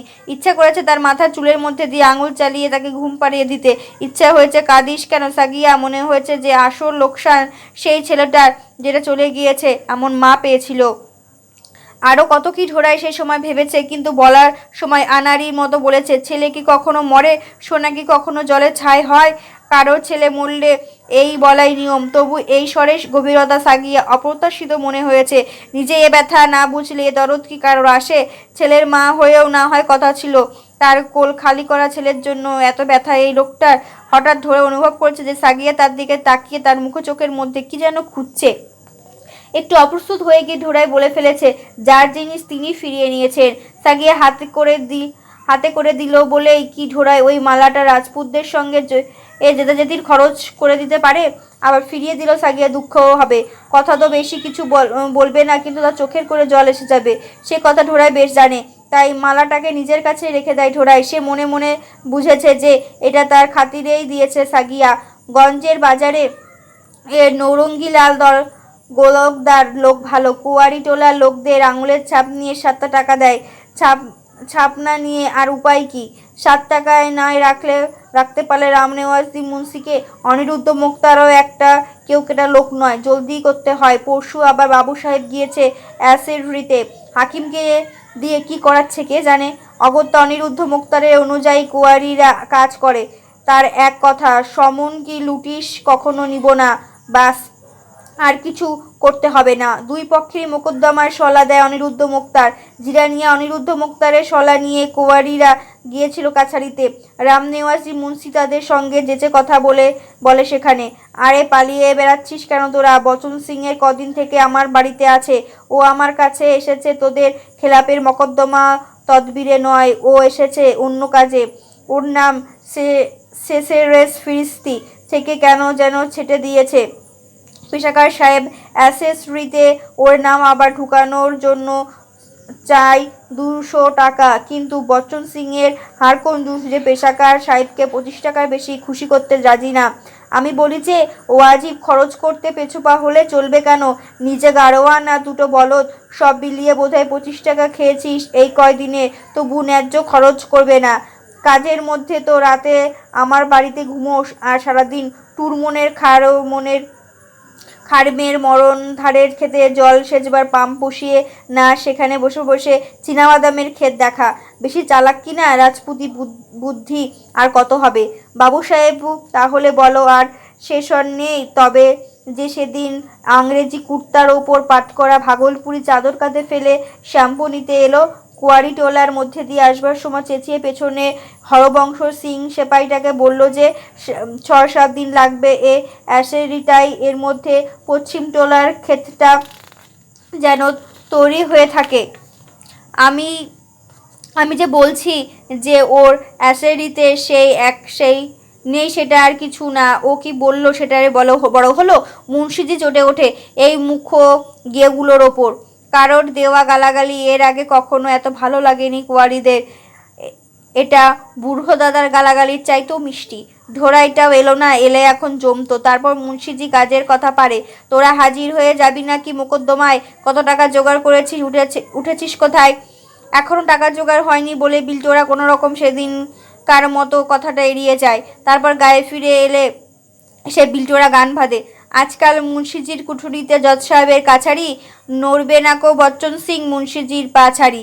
কোথায় গেল কুর্সি এখন? কোথায় গেল শেষেরই ওরে বিদেশি? গিধরের সহিত বাবু সাহেবের মিতালি। বাবু সাহেবের সঙ্গে গিধর মণ্ডলের হঠাৎ ইদানিং একটু গলাগলি হবার কারণ ছিল। থানা চৌকিদার কিছুদিন আগে হাটে হাটে ঘণ্টা বাজিয়ে বলেছে কবে যেন গঞ্জের বাজারে সভা হবে। কিসের সভা হবে? থানা পুলিশের ব্যাপারে যা দিনকাল কেউ আর তা নিয়ে মাথা ঘামায়নি। কেবল খবর রাখতো গঞ্জের বাজারের লোকেরা, মুলুক জোরে আমন সভা হচ্ছে থানায় থানায়। দারোগা সাহেব ভিতরে ঠিক করেছে এ থানার আমন সভায় সভাপতি করবে রাজপাড়ো ভাঙা সার্কেল ম্যানেজারটাকে। তারই মিটিং হবে। থানা আমন সভার নিচে পড়ে হবে গ্রাম আমন সভা। মিটনের সময় নৌরঙ্গি লাল গোলাদারের খাদি পরা ছেলে ভোপ্তলাল করে বসলো এক কাণ্ড। ছোকরা পড়তো ভাগলপুরে, সেখান থেকে মহাত্মাজির আন্দোলন 3 সাল হয়ে আসছে। মিটিংয়ে সে উঠে প্রস্তাব করে যে যার আয় 100 টাকার উপরে, সে যেন আমন সভার মেম্বার না হতে পারে। সকলে তো অবাক, বলে কি ছোকরা, বাইরে বাইরে বাইরে ইংরেজের দিকে, ভেতরে ভেতরে মহাত্মাজির দিকে, আর সব সময় নিজের দিকে। এই তো দেখি সবাই। এই ছোকরা দারোগা সার্কেল ম্যানেজারের সম্মুখে নিজের দিকে কথাটা একেবারেই ভাবলো না। আলবাত বুকের পাটা বটে। চেঁচামেচি হইচইয়ের মধ্যে সেদিনকার সভা ভেঙে যায়। সেই দিন বাজারে সবাই জানতে পারে যে থানা আমন সভার সভাপতি মামুলি অফিসার নন, কলস্টার হাকিম যিনি আসুক এদিকে, আগে তারই সঙ্গে এসে ভেট মোলাকাত করাবেন, তারপর ডেকে পাঠাবেন দারোগা সাহেবকে থানা থেকে। সেখানে এসে দারোগা সাহেব বসতে পারবে না কুর্সিতে, বসুক তো অমনি দারোগাগিরি নিলামে চড়াবে। সরকারি ডাক 1, সরকারি ডাক 2, সরকারি ডাক 3, আর দেখতে হচ্ছে না। তারপর একদিন কি করে যেন সার্কেল ম্যানেজারের থানা আমান সভা সভাপতি হয়ে যান। গিধন মণ্ডল হয় বিশ্বকান্দা গ্রাম আমান সভার মুখিয়া। বড় দায়িত্বের কাজ। মহাত্মাজির চেলারা ল্যাংটাদের মাথায় চড়িয়েছে। তারা সাপের 5 পা দেখেছে আজকাল। সরকারি কানুন নিয়ে তামাশা। কানুনেরা বাঁধন যদি আলগা হয়ে করে দেয়, তাহলে জাতপাত আচার ব্যবহার বাঁধন থাকবে কোথা থেকে? ভূতের নাচন আরম্ভ হবে দেশে। হবে কি হয়ে গেছে। কাজের খরচা পাবেই কিছু কিছু, আর ভালো কাজ করাতে পারলে ইনাম বকশিসের কথাও সরকার মনে রাখবে। দারোগা সাহেব আরও কত কি বোঝালো গিধর মণ্ডলকে। এত বুঝবার দরকার ছিল না। গিধর ভালো করে জানে যে বিড়ালের ভাগ্যে শিখেছে রে লাডলি বাবুর মহাত্মাজি আর মাস্টার সাহেবের ফাঁদে পা দিয়েছে।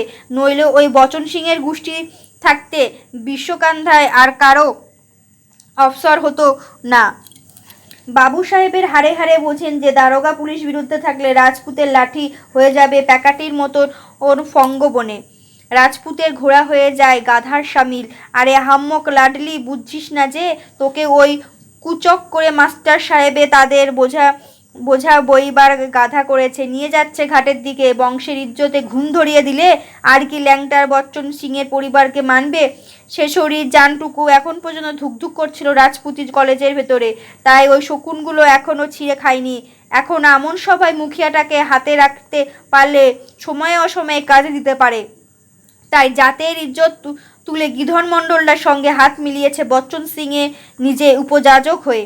আর গিধন মণ্ডল জানে যে ঢোড়াইকে শায়েস্তা করতে হলে রাজপুতদের সাহায্যে বিনা হওয়ার উপায় নেই।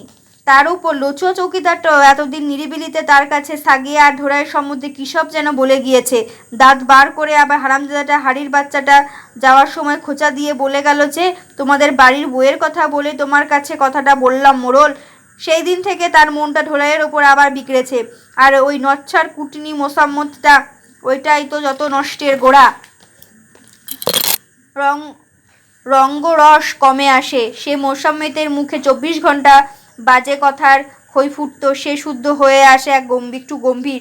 রোদ বাদল বলদ উনুন প্রতিটি জিনিসের উদ্দেশ্যে হুকর ধোয়ার সঙ্গে সঙ্গে উগলে দেওয়া গালির স্রোত মন্দ পড়ে। ঢোড়াইয়েও মশমাতের সঙ্গে ব্যবহারের অকারণে একটা আড়ষ্টতা এসে যায়। ঢোড়াই সাগিয়াকে ঠিক বুঝতে পারে না। বড় দুঃখ হয়, বড় মায়া হয় তার সাগিয়াকে দেখে। দুনিয়ার দুঃখের বোঝা মনে হয় সাগিয়ার বুকে পাথর হয়ে জমে আছে।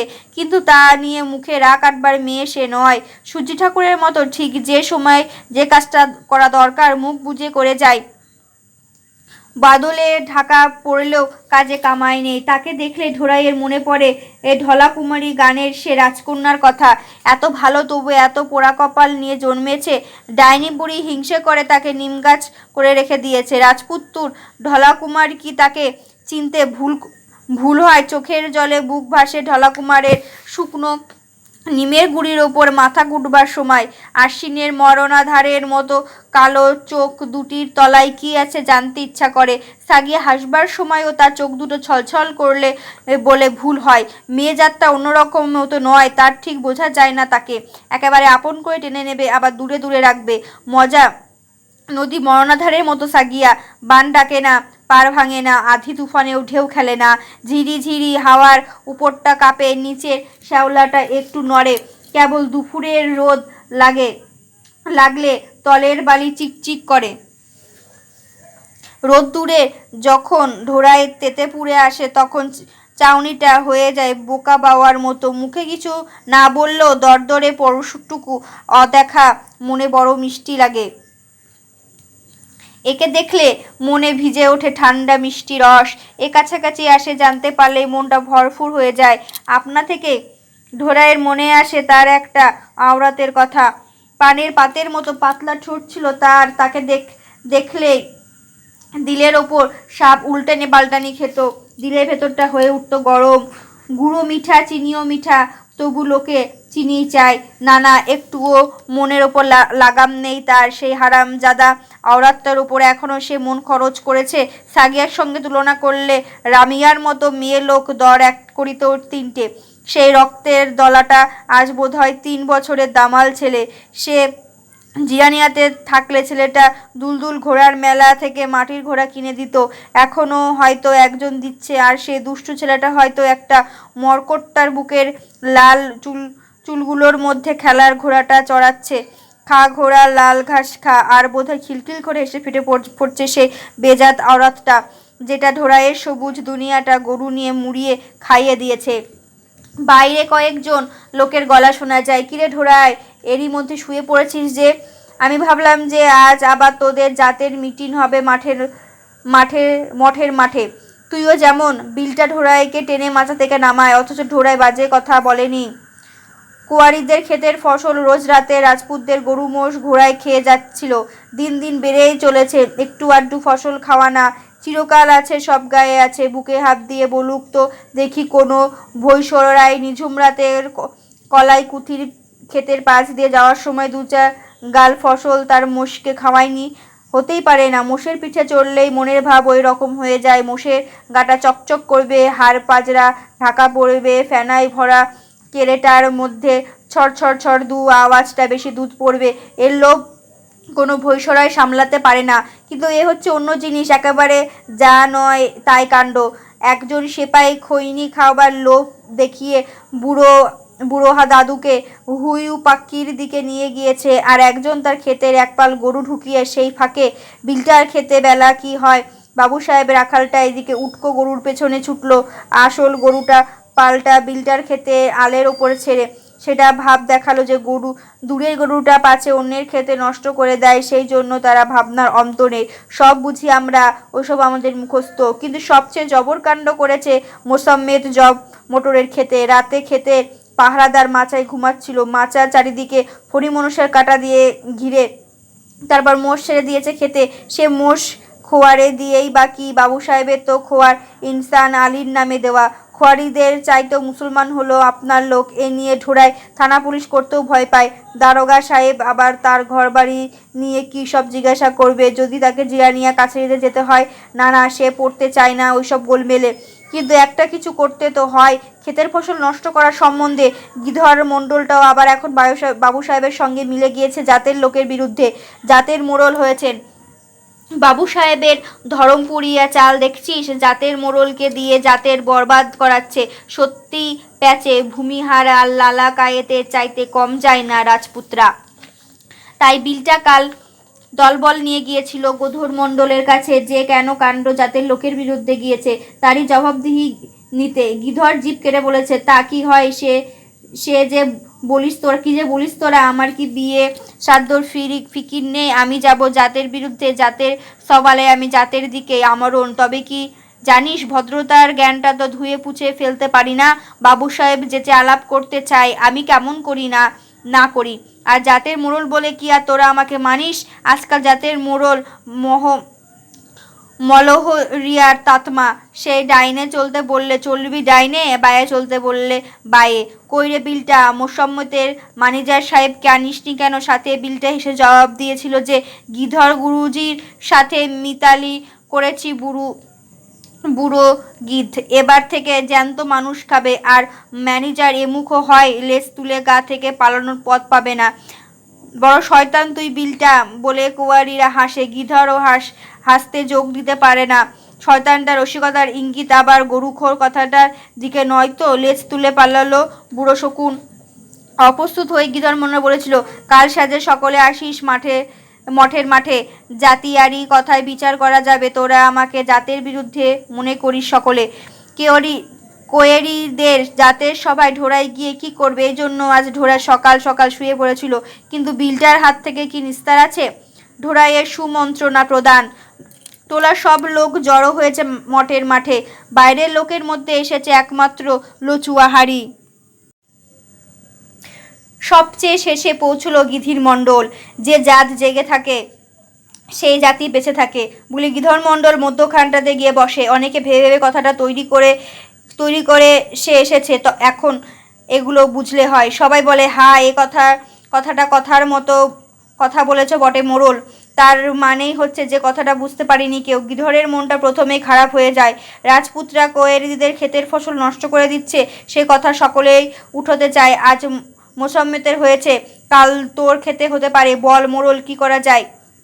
গিধর রাজপুতদের প্রসঙ্গ চাপা দিতে চায়, তাই বলে কি জল কাটাবি নাকি ছুরি দিয়ে? কার মোষ তার ঠিক ঠিকানা নেই, আগে সেটা ঠিক জানবি, তবে তো ও ভাবা যাবে। তারপরের কথাটা, নীলগাইটায় এসে খেয়ে যাচ্ছে না তো? সকলে চেঁচামেচি আরম্ভ করে। নীলগাইতে ফণিমনসার কাটা দিয়ে গিয়েছে মাচার চারিদিকে। যে মোষটাকে ধরে ইনসান আলীর খোয়ারেতে দিলাম সেটাও কি কালো রঙের নীলগাই নাকি? কি যে বলো মোড়ল, তোমার মতো রামায়ণ না হয় পড়তে শিখেনি, তাই বলে গাই আর নীলগাইয়ে তফাৎ বুঝবো না?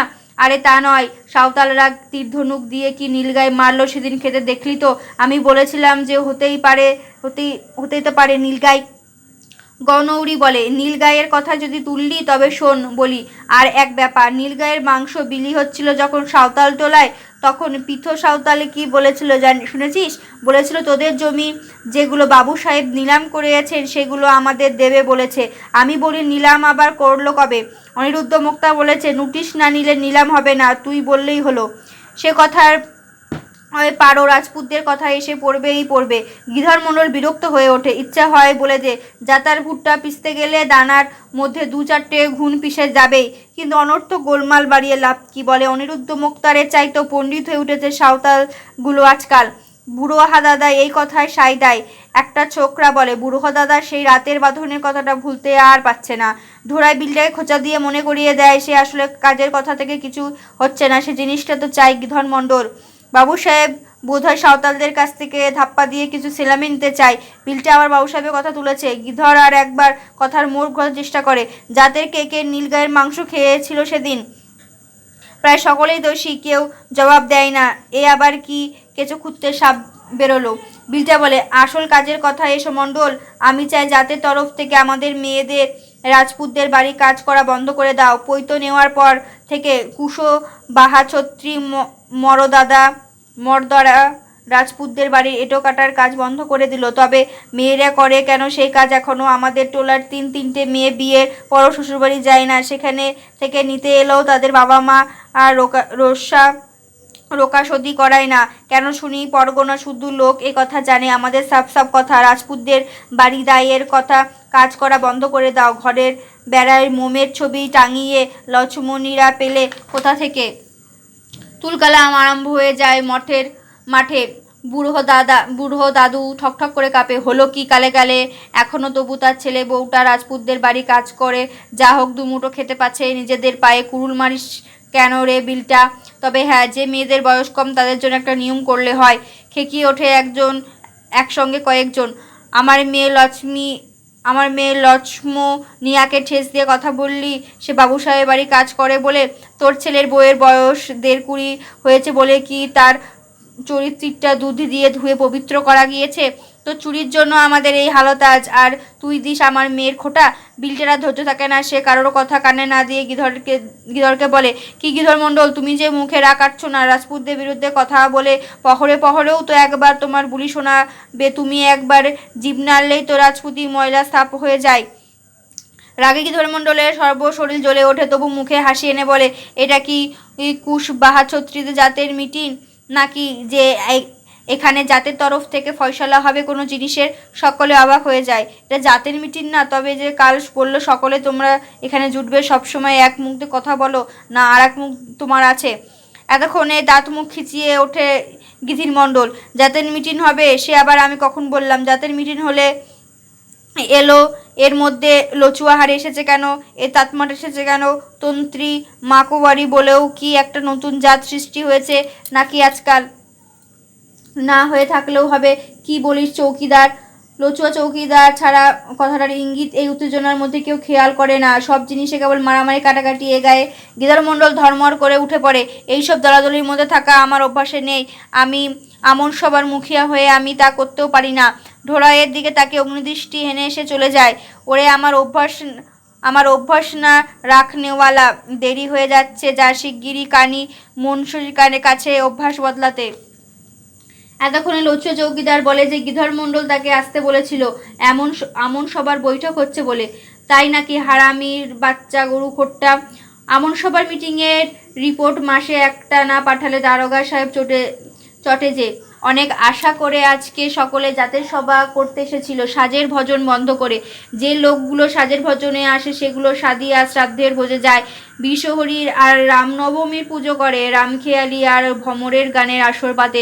কিন্তু যেদিন যে কাজ কি আর এখন জাতিয়ারি সবার জন্য তৈরি করা মন ভোজনের বসে, সে কথা কেউ ভাবতেও পারে না। এই শালা গিধরটার জন্য কি জাতের কাজ আজ টকরসে জড়ানো থাকবে? তুই কি বলিস ঢোড়াই? আরে জাতের সওয়াল তো জাতের সওয়াল, তাই বলে কি তুই কিছু বলবি না? এখানে না থাকলে কি আর বলতাম তোকে? জাতের ব্যাপারে কি আর আমরা রামনেওয়াজ মুন্সির কাছ থেকে কাজে যাই কেন? আরে তোর গায়ে তো তন্ত্রী মাকোয়ারির ছাপ দিয়ে দিয়ে জাতের মোড়ল নিজে। বুড়হা দাদু বিলটার সলাতে ভরসা পায় না, ও ধরে আনতে বললে বেঁধে আনে। ধান ভানবার সময় বাড়ি মারতে হয় আস্তে আস্তে, সয়ে সয়ে, তবে না গোটা চালটা বেরিয়ে আসবে। জোরে বদাম করে মার একেবারে বরবাদ হয়ে যাবে চাল। এই সোজা কথাটা বিলটা বোঝে না। ঢোড়াই কেন বিলটাও বোঝে না। এই অভাব অনটনের দিন কুয়ারি মেয়েরা রাজপুরীতে বাড়ি কাজ করা বন্ধ করতে পারে না। ঠিক যে কুয়ারি টোলার মেয়েদের বিয়ের 2 বছরের মধ্যে রোগশোধি করাতে হবে, যেমন করে হোক এইসব মেয়েদের নিয়ে যাতে দুর্নাম সবচাইতে বেশি। এই রাজপুতদের বলার কিছু নেই। গৌনরী কথা তোলে। কুয়ারি টোলার মেয়েরা বাবুদের বাড়ি বিয়ের কাজ করে বলে কি রাজপুত মরদদের কাপড় কাচবে নাকি? সকলে আশ্চর্য হয়। এ বড় অপমানের কথাটা তাদের এতক্ষণে মনে পড়েনি দেখে। গৌনরীটা কথা বলে কম, কিন্তু বলে বড় সময় মতো কাজের কথা। সকলের মনে মনে গর্ব হয়, যাক রাজপুতদের বিরুদ্ধে তবু তার জবর একটা কিছু করতে পেরেছে। কিন্তু মোড়ল যে চলে গেল, ওটা আবার নীলগাইয়ের মাংস খাওয়ার ব্যাপারে নিয়ে গোলমাল টোলমাল না করে বারবার ঘুরিয়ে ফিরিয়ে ওই কথাটাই তুলেছিল মোড়ল। পইতে নেওয়ার পর থেকে নীলগাইয়ের মাংস খাওয়ার সুযোগ কোয়ারিটোলার লোকের আর আগে হয়নি। বিবেকেই দংশনটা বোধহয় মোড়লের কথা বারবার মনে করিয়ে দিচ্ছিল। অর্থাৎ আজকে নীলগাইয়ের আপদটা সেকালে সাহেবের মতনই বড় আপদ হয়ে উঠেছে। ধরা সকলে সাবধান করে দেয়, দেখো আজ থেকে আর কেউ নীলগাই বলবি না, বলবি বনহরণা। সাঁওতালরা যা বলে সবাই এই মাঠের অসত্য গাছের সম্মুখে হলফ নে, কেউ কথার খেলাপ করবি না। গিধর মোড়লের বাপ মোড়ল এলেও বনহরণার মাংস খেলে হক্কাপানি বন্ধ করতে পারবে না। বনহরণা খুব মাথায় খেলেছে। যা হোক ঢোড়াই, তোর রামনেওয়াজির মুন্সির সাগরে ধরলি না কেন তুই? বনহরণা এত বড় একটা প্রশ্নের এত সহজ সমাধান হয়ে যেতে পারে তা কেউ আগে কল্পনা করতে পারিনি। আলবাত চোখা বুদ্ধি ঢোড়াইটার। বনহরণা। হঠাৎ হাসির ধুম পড়ে যায় সভায়। বনহরণা। বুড়হা দাদু হাসতে হাসতে কাশি এসে যায়। বিলটার পর্যন্ত হাসতে হাসতে জল এসে গিয়েছে চোখে। মল বুঝি বুড়োটা এবার। তন্ত্রী মাকোয়েরি কথার ঢোড়াইয়ের ভালো লাগে না। গিধরটা তাকে ঠাট্টা করে গেল, আর সে জবাব দিতে পারল না কথাটার। দিতে পারত সে জবাব ঠিকই, ইচ্ছা করে সে কিছু বলেনি। একটা কিসের বাধা ছিল, সংকোচ ছিল তার মনে। না আর কেউ কথাটা ধরতে পারেনি বোধহয়। পরিষ্কার সামনাসামনি দুপক্ষের লড়াই জিনিসটা ঢোড়া ছোটবেলা থেকেই বুঝতে পারে। এ কেমন যেন অনেক দলের লড়াই, অনেক লোকের লড়াই, অনেক রকমের ঝগড়ায় মুখ জট পাকিয়ে যাচ্ছে। কে কোন দলে, কোন দল কখন কোন দিকে বোঝা যায় না। হরেক ধন সামলাতে লাগে লড়াই, অথচ একা হাতে লড়া যায় না। তাকে একা পেয়েই না তাতমাটুলির পঞ্চরা তাকে যা করবার নয় তাই করেছিল। এই একা লড়া যায় না বলে লোকে জাতের দুয়ারে মাথা কাটে। তাই না বচ্চন সিং এবং রাজপুতদের রোজ সন্ধ্যাবেলায় সিদ্ধির শরবত খাওয়ায়? জাতের বাইরে যে লোকের সাহায্য পাওয়া যায় তার কাছেই লোক আপনা থেকে ছুটে আসে। তাই বাবু সাহেব আর মুসলমান ইনসান আলীর কাছে। তাই না বাবু সাহেব টানে লালাকায়েত রামনেওয়াজি মুন্সিকে তার দিকে। তাই জন্যই না কেওয়াড়িরা ঢোড়াইয়ের মতো রামায়ণ না বলে লোকের সাহায্য চায়।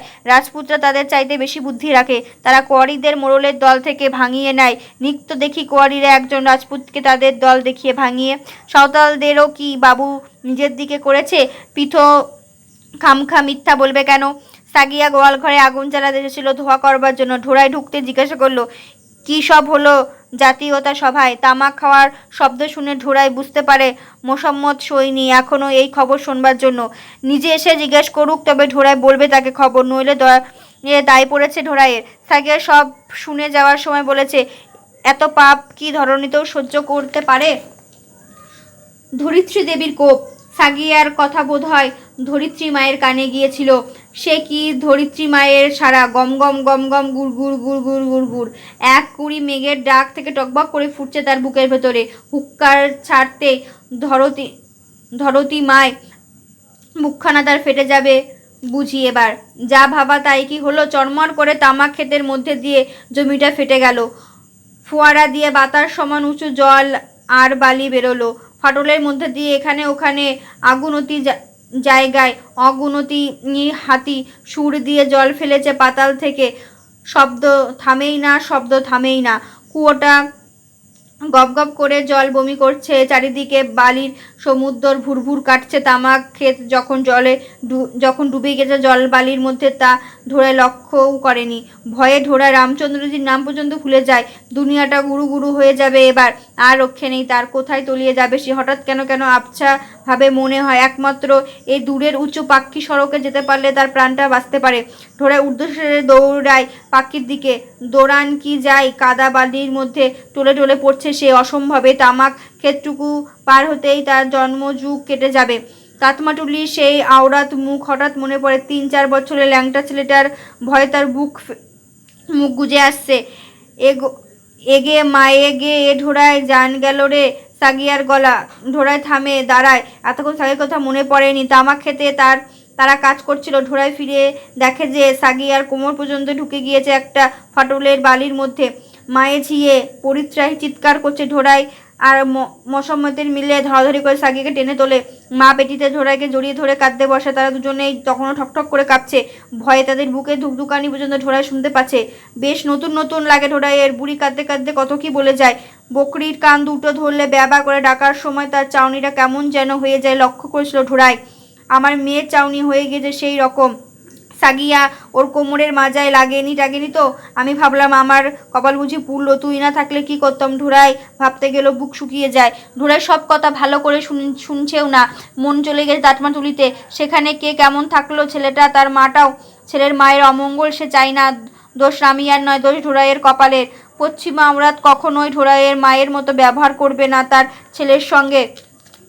সব মা সেরকম হলে পাপের ভারে রোজ আজকের মতো ভূমিকম্প হতো। এই সাগিয়াকেই দেখো না, এখনো মরা ছেলেটার কথা মনে করে চোখের জল ফেলে। ঢোড়াইয়ের সংসার যদি হরাভরা থাকতো তাহলে বাঙালি বাবু ভাইদের ছেলের মতো আরামে রাখতো সে ছেলেটাকে। মায়ের দুধের ওপরও মোষের দুধ কিনে খাওয়াতো।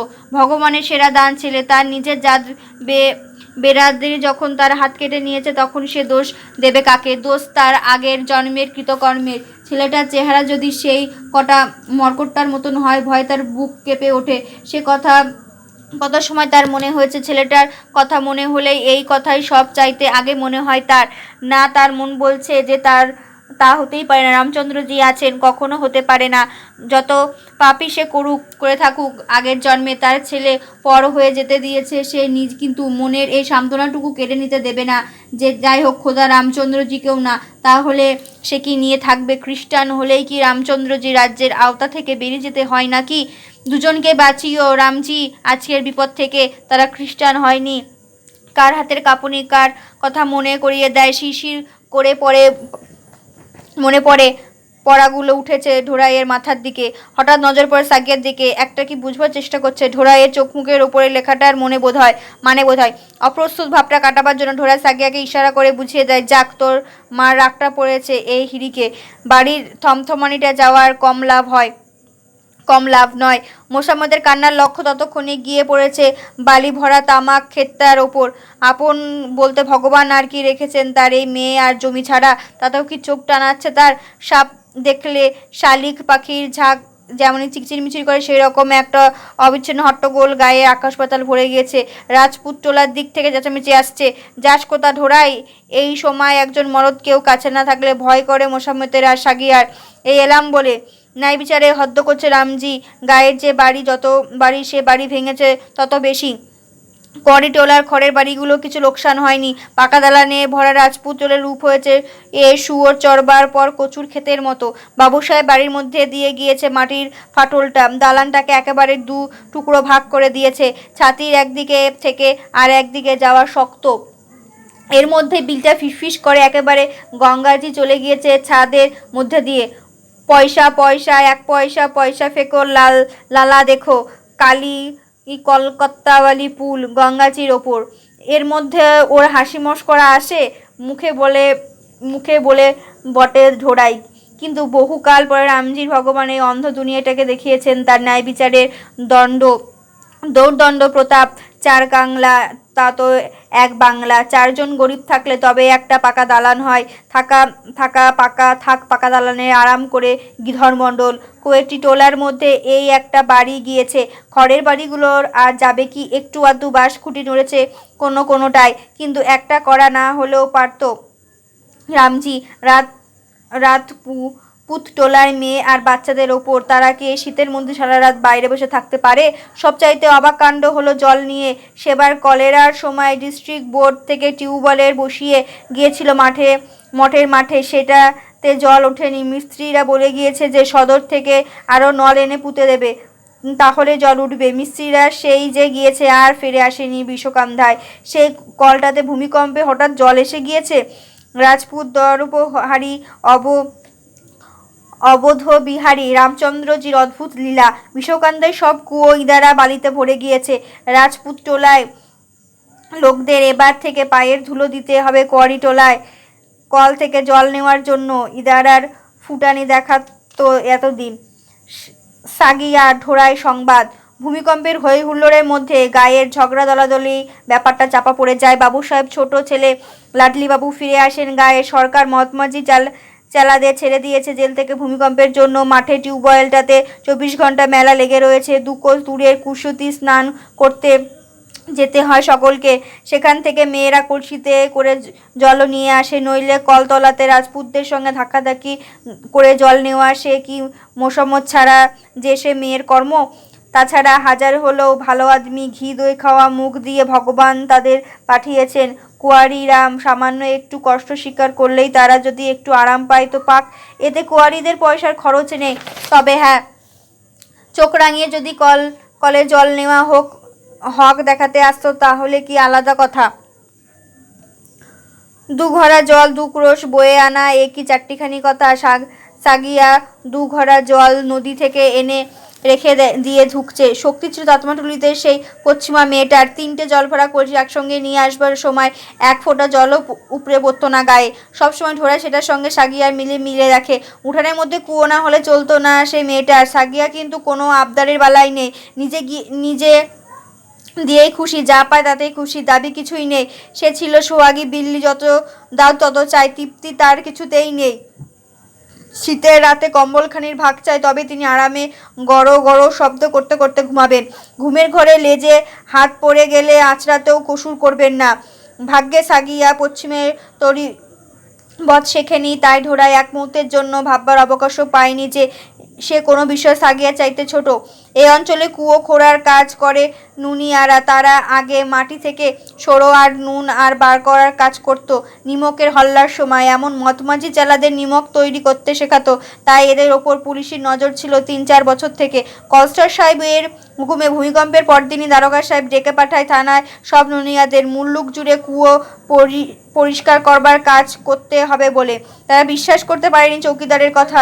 একবার থানায় গেলে দারোগা জেলের খিচুড়ি খাওয়াবে এই ভয়ে সবাই নিজের গা ছেড়ে পালিয়েছে। কুয়োর বাড়ি ছকার কাঠ তাতমা তুলে লোকের কাছে নতুন নয়। সাগিয়া বড় কষ্ট হচ্ছে নদী থেকে জল আনতে। ঢোড়াইয়ের জীবনের ওপর দিয়ে একটা করে বিপদের ঝাপটা কেটে যাওয়ার পরই সে দেখছে যে কিছুদিনের মধ্যে রামচন্দ্রজি কৃপা অজস্র ধারায় তার দুনিয়াটুকুর ওপরে পড়ছে। নতুন করে কাজে উৎসাহ পাচ্ছে সে। সাগরিয়া ঢোড়াইকে বারণ করে, নানা ঢোড়াই তুই নামিস না ইদারার মধ্যে। ওই দেখতে মনে হচ্ছে বালিতে ভরে গেছি করে, কিন্তু ভেতরে পাতালে কি আছে কে জানে। ঢোড়াই হেসে বলে, ধরতী মাই সীতাজিকে পাতাল টেনে নিতে চান, আমার মতন অচল টাকাতে তার দরকার নেই। সাগিয়া মুখে সলজ্জ হাসির আভাস ফুটে বলে, তুই তো টেনে তুলেছিলাম কি আর সাথে জান গিয়ারে। ঢোড়াই বলে, কি চিৎকার! জানের ভয় নেই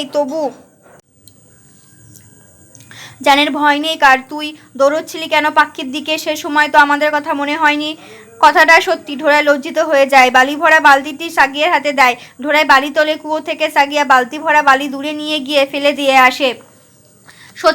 সত্যি পাখির সঙ্গে তার নাড়ি বাঁধা। লাঙলের ফলের দাগ যেন পাখি আর তার দুপাশের গাছের সার হলো রেখার দুধারের উঁচু মাটি। জীবন কেটেছে ওর গাছের আওতায়, গোসাই থানে, শীতের হিমে, বর্ষার জলে, গ্রীষ্মের লু বাতাসে। পাখির ধারের মাটি কাটার গর্তগুলো দেখলে তার মনের মধ্যে ভিড় করে আসে শনিচরা বুদ্ধ, ঠিকাদার সাহেব, ওরসিয়া বাবু, আরও কতকে। সবাই তারা ছিল ভালো লোক। সেখানকার সেই ছেলেটা আর তার মা, আর এখানে সাগিয়া আর দুইয়ের সংযোগে সূত্র পাক্কি। তাই না তার মন ওখান থেকে ছুটে এখানে আসে। সেখানে ঘা খেয়ে এই পাক্কি ধরে এসেছিল বলেই তো আজ এখানকার সাগিয়া বিপদে পড়লে যান বাঁচানোর জন্য তাকেই ডাকে। বর্ষার দুধার জলে ডুবে গেলেও মাথা উঁচু করে থাকে রাস্তাটা। পাক্কি ঢোড়াইয়ের কাছে নির্বিঘ্নতা, ধীরতা আর বিশালতার প্রতীক। তাই সে ছুটে যাচ্ছিল পাখির দিকে নিজের প্রাণ বাঁচানোর জন্য। বুঝলি সাগিয়া, এই পাখি ধরে এসেছিলাম বলেই তো এখানে পৌঁছেছিলাম। তবু ভালো চুপ করে থাকতে দেখে আমি ভাবলাম বুঝি তোর আমার কথায় গোসা হলো। সাহেবে, দেখছিস তো পাখির ফাটলগুলো। সেদিন ছুটে মলহরিয়াতে যেতে চাইলে যেতে হতো না। সাগিয়া ঠাট্টা করছে তা না, তার ছুটবার এমন মন গড়া মানে করে নিয়েছে তা ঢোড়াই ঠিক বুঝতে পারলো না। গল্পে গল্পে কুয়োর বালি তোলার কাজ চলে। শীতের দিনে সাগিয়ার কপাল ঘাম ঝরছে। দেখতে রোগানা হলো সাগিয়া, বড়ই ক্ষীণজীবী। আর বেশি পারবি না সাগিয়া, এ কি মেয়ে মানুষের কাজ? আমি বরঞ্চ বিলটাকে ডেকে নিয়ে আসি। না, ছোট জবাব। রামিয়া হলে নিশ্চয়ই বলতো হয়েছে, আর মরদগিরি ফলাতে হবে না খেতে। সাগিয়ার সঙ্গে বহুদিন একসঙ্গে কাজ করেছি, কিন্তু আজকের মতো এত তৃপ্তি কোনোদিন হয়নি ঢোড়াইয়ের কাজ করে। এক থালা ভাত খাওয়ার মতো সেই অমন আপন লাগছে। বিলটাকে ডেকে আনতে হয় না। খালি বিলটা কেন, গুটি গুটি পাড়ার সব লোক এসে জোটে। কেবল জোটে না, ঢোড়াইকে সাহায্য করে। কুয়োর বাড়ি তোলার কাজ এত সোজা তা আগে জানা ছিল না। সাজের খানিক আগে লাডলিবউ পর্যন্ত সে ঢোড়াইয়ের পিঠ ঠুকে তারিফ করে যান। এই তো চাই, নইলে সরকারের ভরসায় বসে থাকলে হয়েছে। পাখির ফাটল মেরামত হবে, তবে আসবেন হাকিম সাহেব চাওয়া হাওয়া গাড়ি। আলবাত নজির দেখিয়ে কোয়েট টোলার পথ দেখাতে পারলে কি আর সাথে চলার লোকের অভাব হয়? এবার বিশ্বকান্দার সব কুয়ো ঢোড়াই আর তোমার দলকে করতে হবে। এই তো কংগ্রেসের মহাত্মাজির হুকুম। কৃতিত্ব হয়ে যায় ঢোড়াই। সে অবাক হয়, এই মায়ের পেট থেকে লাডলিবাবু আর অনখিবাবু দুই রকমের লোকের জন্ম হয় কি করে? ঢোড়াই। এরপর চারিদিকে কেবল ঢোড়াইয়ের নাম। সকলের ক্ষেত থেকে বালি সরাবার কাজে তাদেরই তদারক করে ঢোড়াই। কিন্তু কেন সে যে কুয়োর বালি তোলার কাজ আরম্ভ করেছিল, মনের কোণে সে গোপন খবরটা সে কাউকে জানতে দেবে না। সেটা ঢোড়াইয়ের নিজের জিনিস। সাগিয়ার যাত্রা। কলি রঘুনাথ মহাত্মাজি তার চালাদের বলে কংগ্রেস। বিলেত থেকে এসেছিল লাল টকটকে সাহেবের দল ভূমিকম্পের লোকসান দেখাবার জন্য। কংগ্রেসি লোকের সঙ্গে গঞ্জের বাজারে যাওয়ার পথে বিশ্বকান্ধায় লাডলি বাবুদের বাড়ি যায়। অতিথি অভ্যাগতকে আলবাত খাতিরদারি করতে পারে বাবু সাহেবরা। পুরি খেলো না, লোটা ভরা গরমাগরম মোষের দুধের মধ্যে থলে থেকে বার করে চায়ের পাতা দিল। লাডলিবাবু তাড়াতাড়ি নতুন তৈর করালো খড়ের ঘরটা থেকে এক থালা ভুড়ায় এনে দিলেন। হাকিম দারোগা ইদানিং বাবু সাহেবের বাড়িতে আসেন না, তাই চা ছিল না তাদের বাড়িতে, নইলে অমন 10টা সাহেবে মোষের দুধে নাইতে দিতে পারে বাবু সাহেব। এই দলের সঙ্গে লাডলি বাবু গিয়েছিল গঞ্জের বাজারে, ফিরে এসে খবর দেয় কংগ্রেস থেকে সাহায্য করবে লোকদের, বিশেষ করে গরিবদের, নতুন নতুন কুয়ো খুঁড়িয়ে দেবে, মাটির পাট নয় সিমেন্টের পাট দেওয়া। লাখ লাখ বস্তা সিমেন্ট এসেছে জিরানিয়ার মাস্টার সাহেবের আশ্রমে, বাঁশ খড় কাঠের তো কথাই নেই। এই সরসৈন্য থানার রিলিফ দেওয়া হবে লাডলি বাবুর রিপোর্টের ওপর, তাই জন্য সরকার ছেড়ে দিয়েছে কংগ্রেস লোকদের জেল থেকে। কোথায় গেল এমন সাহেবি টুপি পরা সরকার? কত ধেনু জমি বালি পড়ে উঁচু হয়ে গেল, তার খবর নিয়েছে নাকি ওই খাসি খাওয়ার জম দারোগা সাহেব? বড় সাচ্চা লোক লাডলি বাবুটা। সে কংগ্রেসিস্ট বলে দিয়েছে যে তার নিজের গা বিশ্বকান্ধার রিপোর্ট যেন ওপর থেকে কংগ্রেসিস্ট লোক এসে নিয়ে যায়। গায়ের সবাই তার পরিচিত, কাকে ছেড়ে যে কাকে দেবে। সত্যি দৈত্যকুলে এমন প্রহ্লাদ জন্মালো কি করে? যেদিন লাডলিবাবু প্রথম জেল থেকে এলো সেদিন বাবু সাহেব সিধা হুকুম দিয়েছিল যে 1 সপ্তাহের মধ্যে তাকে কংগ্রেস ছাড়তে হবে। লাডলি বাবুটাও নাকি রুখে জবাব দিয়েছিল, তোমাকে 1 সপ্তাহের মধ্যে জজ সাহেবের শেষ ছাড়তে হবে। অমনি চোখের মুখে নুন এজুলি গায়ে চুন। তবে সবে বলেই বাবু সাহেব 250 টাকা খরচ করে শেষটিতে আবার নাম ঢুকিয়েছে। লাল্লিবাবু আবার বলেছে যে মহাত্মাজি আসবেন জিরানিয়াতে। ভূমিকম্পে মুলুকে লোকসান দেখে তার প্রাণ কেঁদেছে। এই বড় সম্ততি নিচে আঙিনার কোণে সর্ষে গাছটা পর্যন্ত ছাটা চাপা পড়বে, তার প্রাণ কেঁদে ওঠে। কোথায় থাকেন মহাত্মাজি? পাক্কি যেখানে শেষ হয়েছে তার থেকে অনেক দূরে, মুঙ্গের তারাপুর, অযোধ্যাজি চাইতেও দূরে। পূরবে ধান কাটানি দেশ, গনৌরিয়া ভাইটা যেখানে কাজ করে, সেই কলিকাতা, জিরানিয়া, তাতমাটুলি, বিশ্বকান্দা, সোনাপুরের মেলা, কুসুজি পার হয়ে, গঙ্গাজি পার হয়ে অনেক গা, আর একটি কি যেন খুব ভালো নাম, ভাগলপুর আর কাটিহার, আরও কি যেন। এই মুল্লুকটার ভালো মন্দ দেখাশোনার ভার মহাত্মাজির ওপর। আঙুলের ডগা কেটে গেল মাথা জানতে পারবে না, তার ব্যথা লাগবে না, তাই মহাত্মাজি আসছে জিরানিয়াতে। লাডলিবাবু নিশ্চয়ই মহাত্মাজির খুব পেয়ার করেন। ধন্যী জীবন লাডলিবাবুর। সাগিয়া হুজুগে নেচে উঠবার মেয়ে নয়, তবু গানি ভগবানকে দর্শন করবার লোভ সামলাতে পারে না। এক সিরিয়াস বাবাজি ছাড়া আর কোনো সন্তরে দর্শন তার ভাগ্যে ঘটেনি। না ঢোড়ায় আমাদের নিয়ে চল। মোসাম্মতের গম্ভীর ভাবটা আজকাল কেটেছে, সেও মেয়ের কথায় সায় দেয়। ঢোড়ায় নানা রকম ছুতো দেখায়, কিন্তু মোসাম্মতের সঙ্গে পেরে ওঠা শক্ত। 12 কোষ পথ তো কি হলো, কত দূর দূর থেকে বলে লোকেরা আসবে। গায়ের অন্য মেয়েরা যাচ্ছে না? কে বললো? রাজপুত টোলা থেকে 7খানা গাড়ি যাবে। গাড়ি নেই বলে কি আমরা যাব না? না যাক কোয়ারি টোলার আর কেউ, আমরা যাব। পাক্কি দিয়ে হাওয়া গাড়ি চলে যাবেন মহাত্মাজি। আমাদের টোলার লোকেরা সেই ঝাঁকি দর্শনেই খুশি। আজ আছি কাল নেই, তীর্থ সাধু সঙ্গ জীবনে হলো না। কম্মের মধ্যে সেই মরা লোকের নাম একটা ইদারা করে দিয়েছিলাম, সেটা পর্যন্ত ভূমিকম্পে ফেটে গিয়েছে। কপালই আমার ফাটারে ধুরাই, হয়তো দেখবি দর্শনের আগে আমি খতম হয়ে গিয়েছি। মরা স্বামী জামাইয়ের নাম করে মোসাম্মেদ বিনিয়ে বিনিয়ে কাঁদতে বসে। ঢোড়াইয়ের আগে জিরানিয়ার যাওয়ার কথা ভাবতেও পারিনি, কিন্তু সাগিয়ার তো কখনো কিছু আবদার করেন না, তার কথা ঢোড়ায় ছেলতে পারবে না। এতদিন সে এই বিষয়ে নিজের মনের ওপর কড়া রাশ টেনে রেখেছে।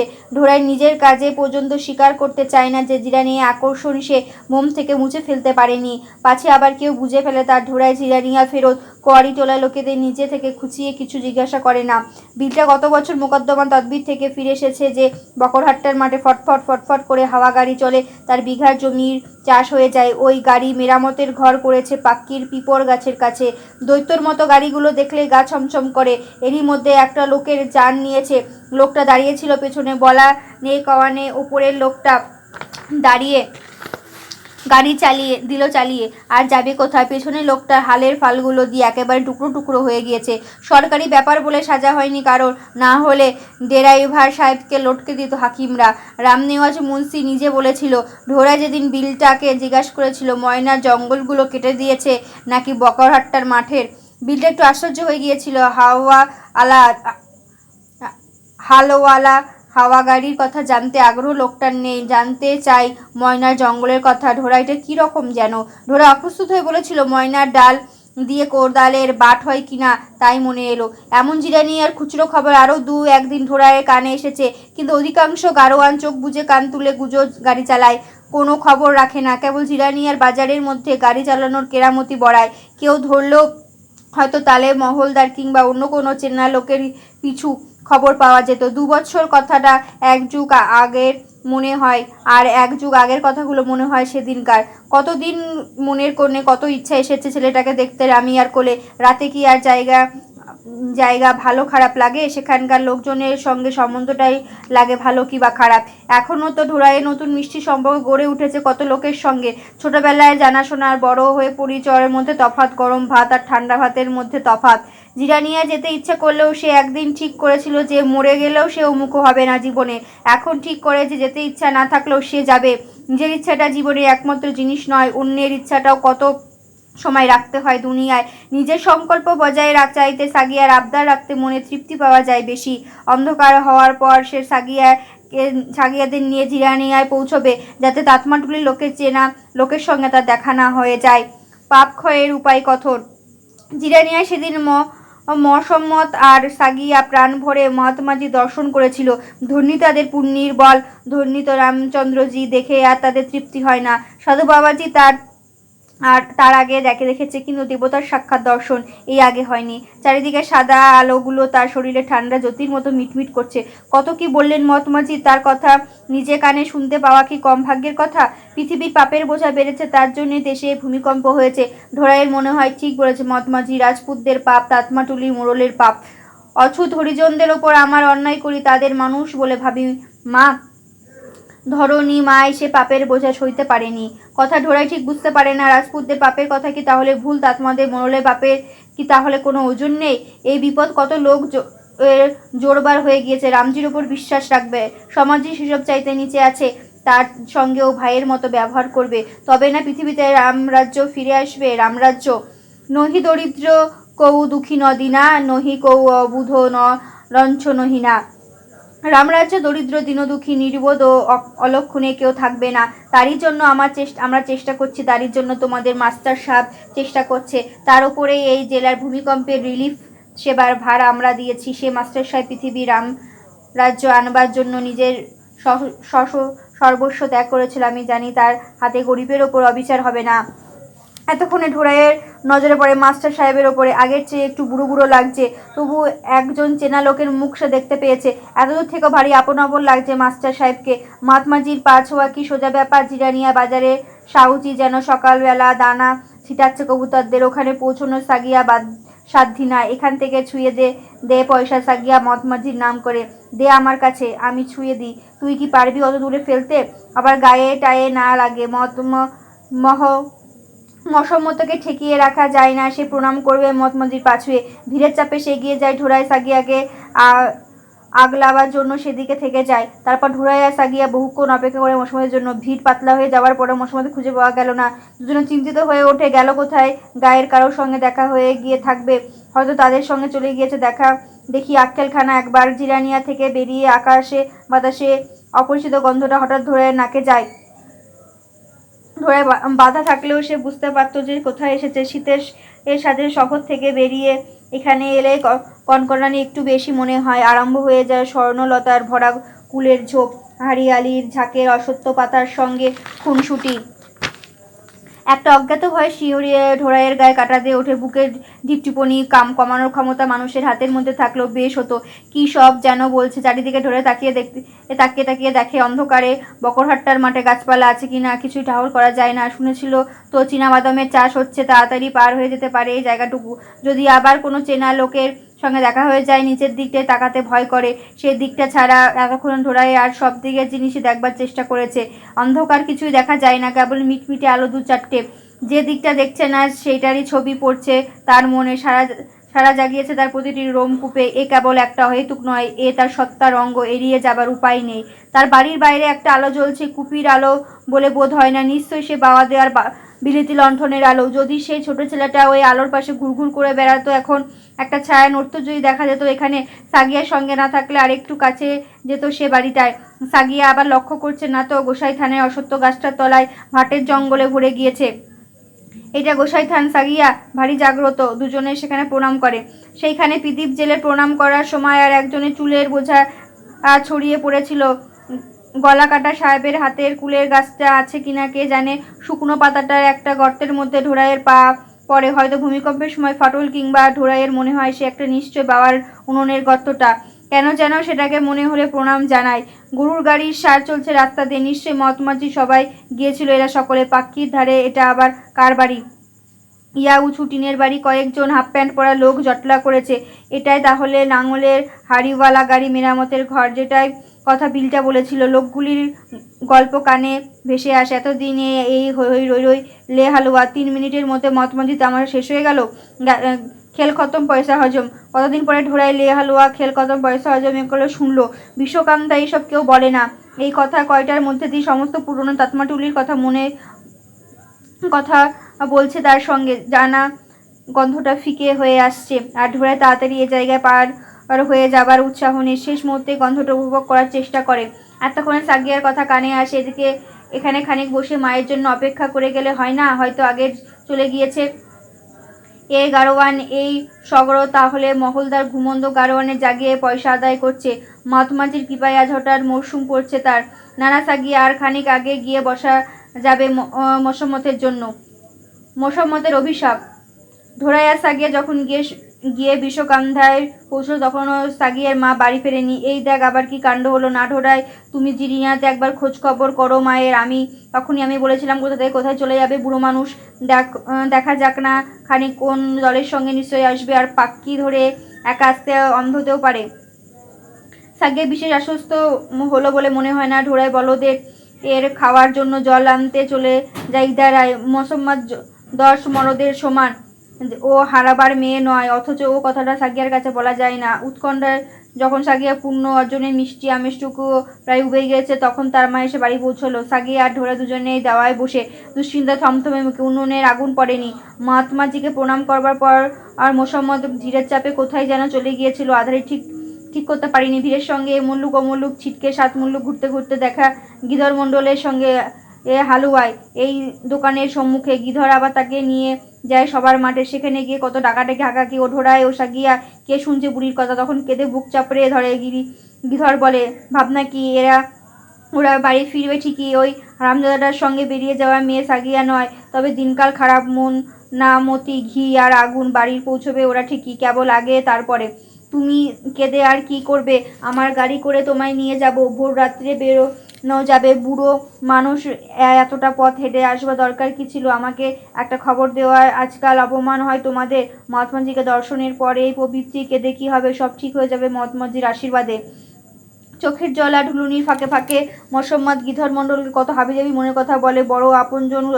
বড় আপনার জন বলে মনে হয় গিধরকে। আজ লোকটা খারাপ নয়, তবে 10 মিলে বিশেষ করে ঢোড়ায় অহরা ও মসম্মদের কানে মন্তর পড়ে পড়ে বিষ তুলে দিয়েছে লোকটার।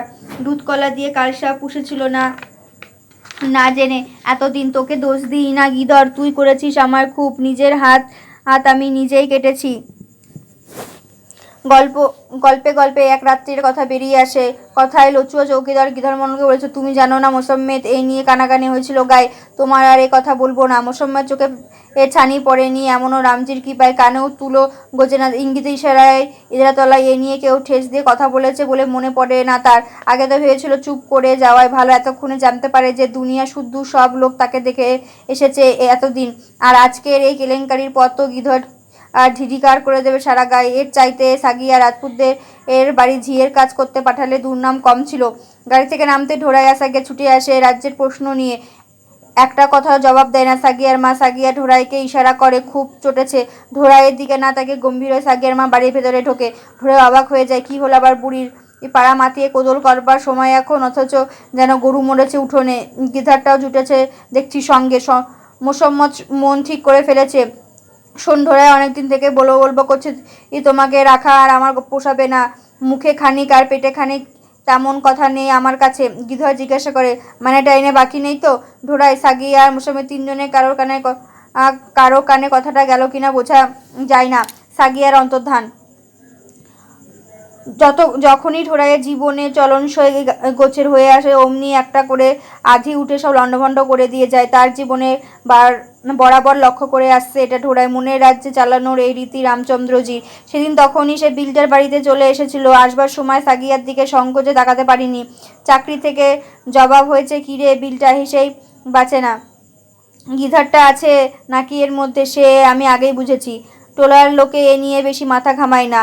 জোয়ান মরদ খেটে খাবে তার এখানে বা ওখানে কি যায় আসে। মাথার ঘায়ে বলে কুকুর পাগল, তখনই ওই ডাইনি মৌসুমেতে রইল কি মরল কে ভেবে মরেছে তা নিয়ে।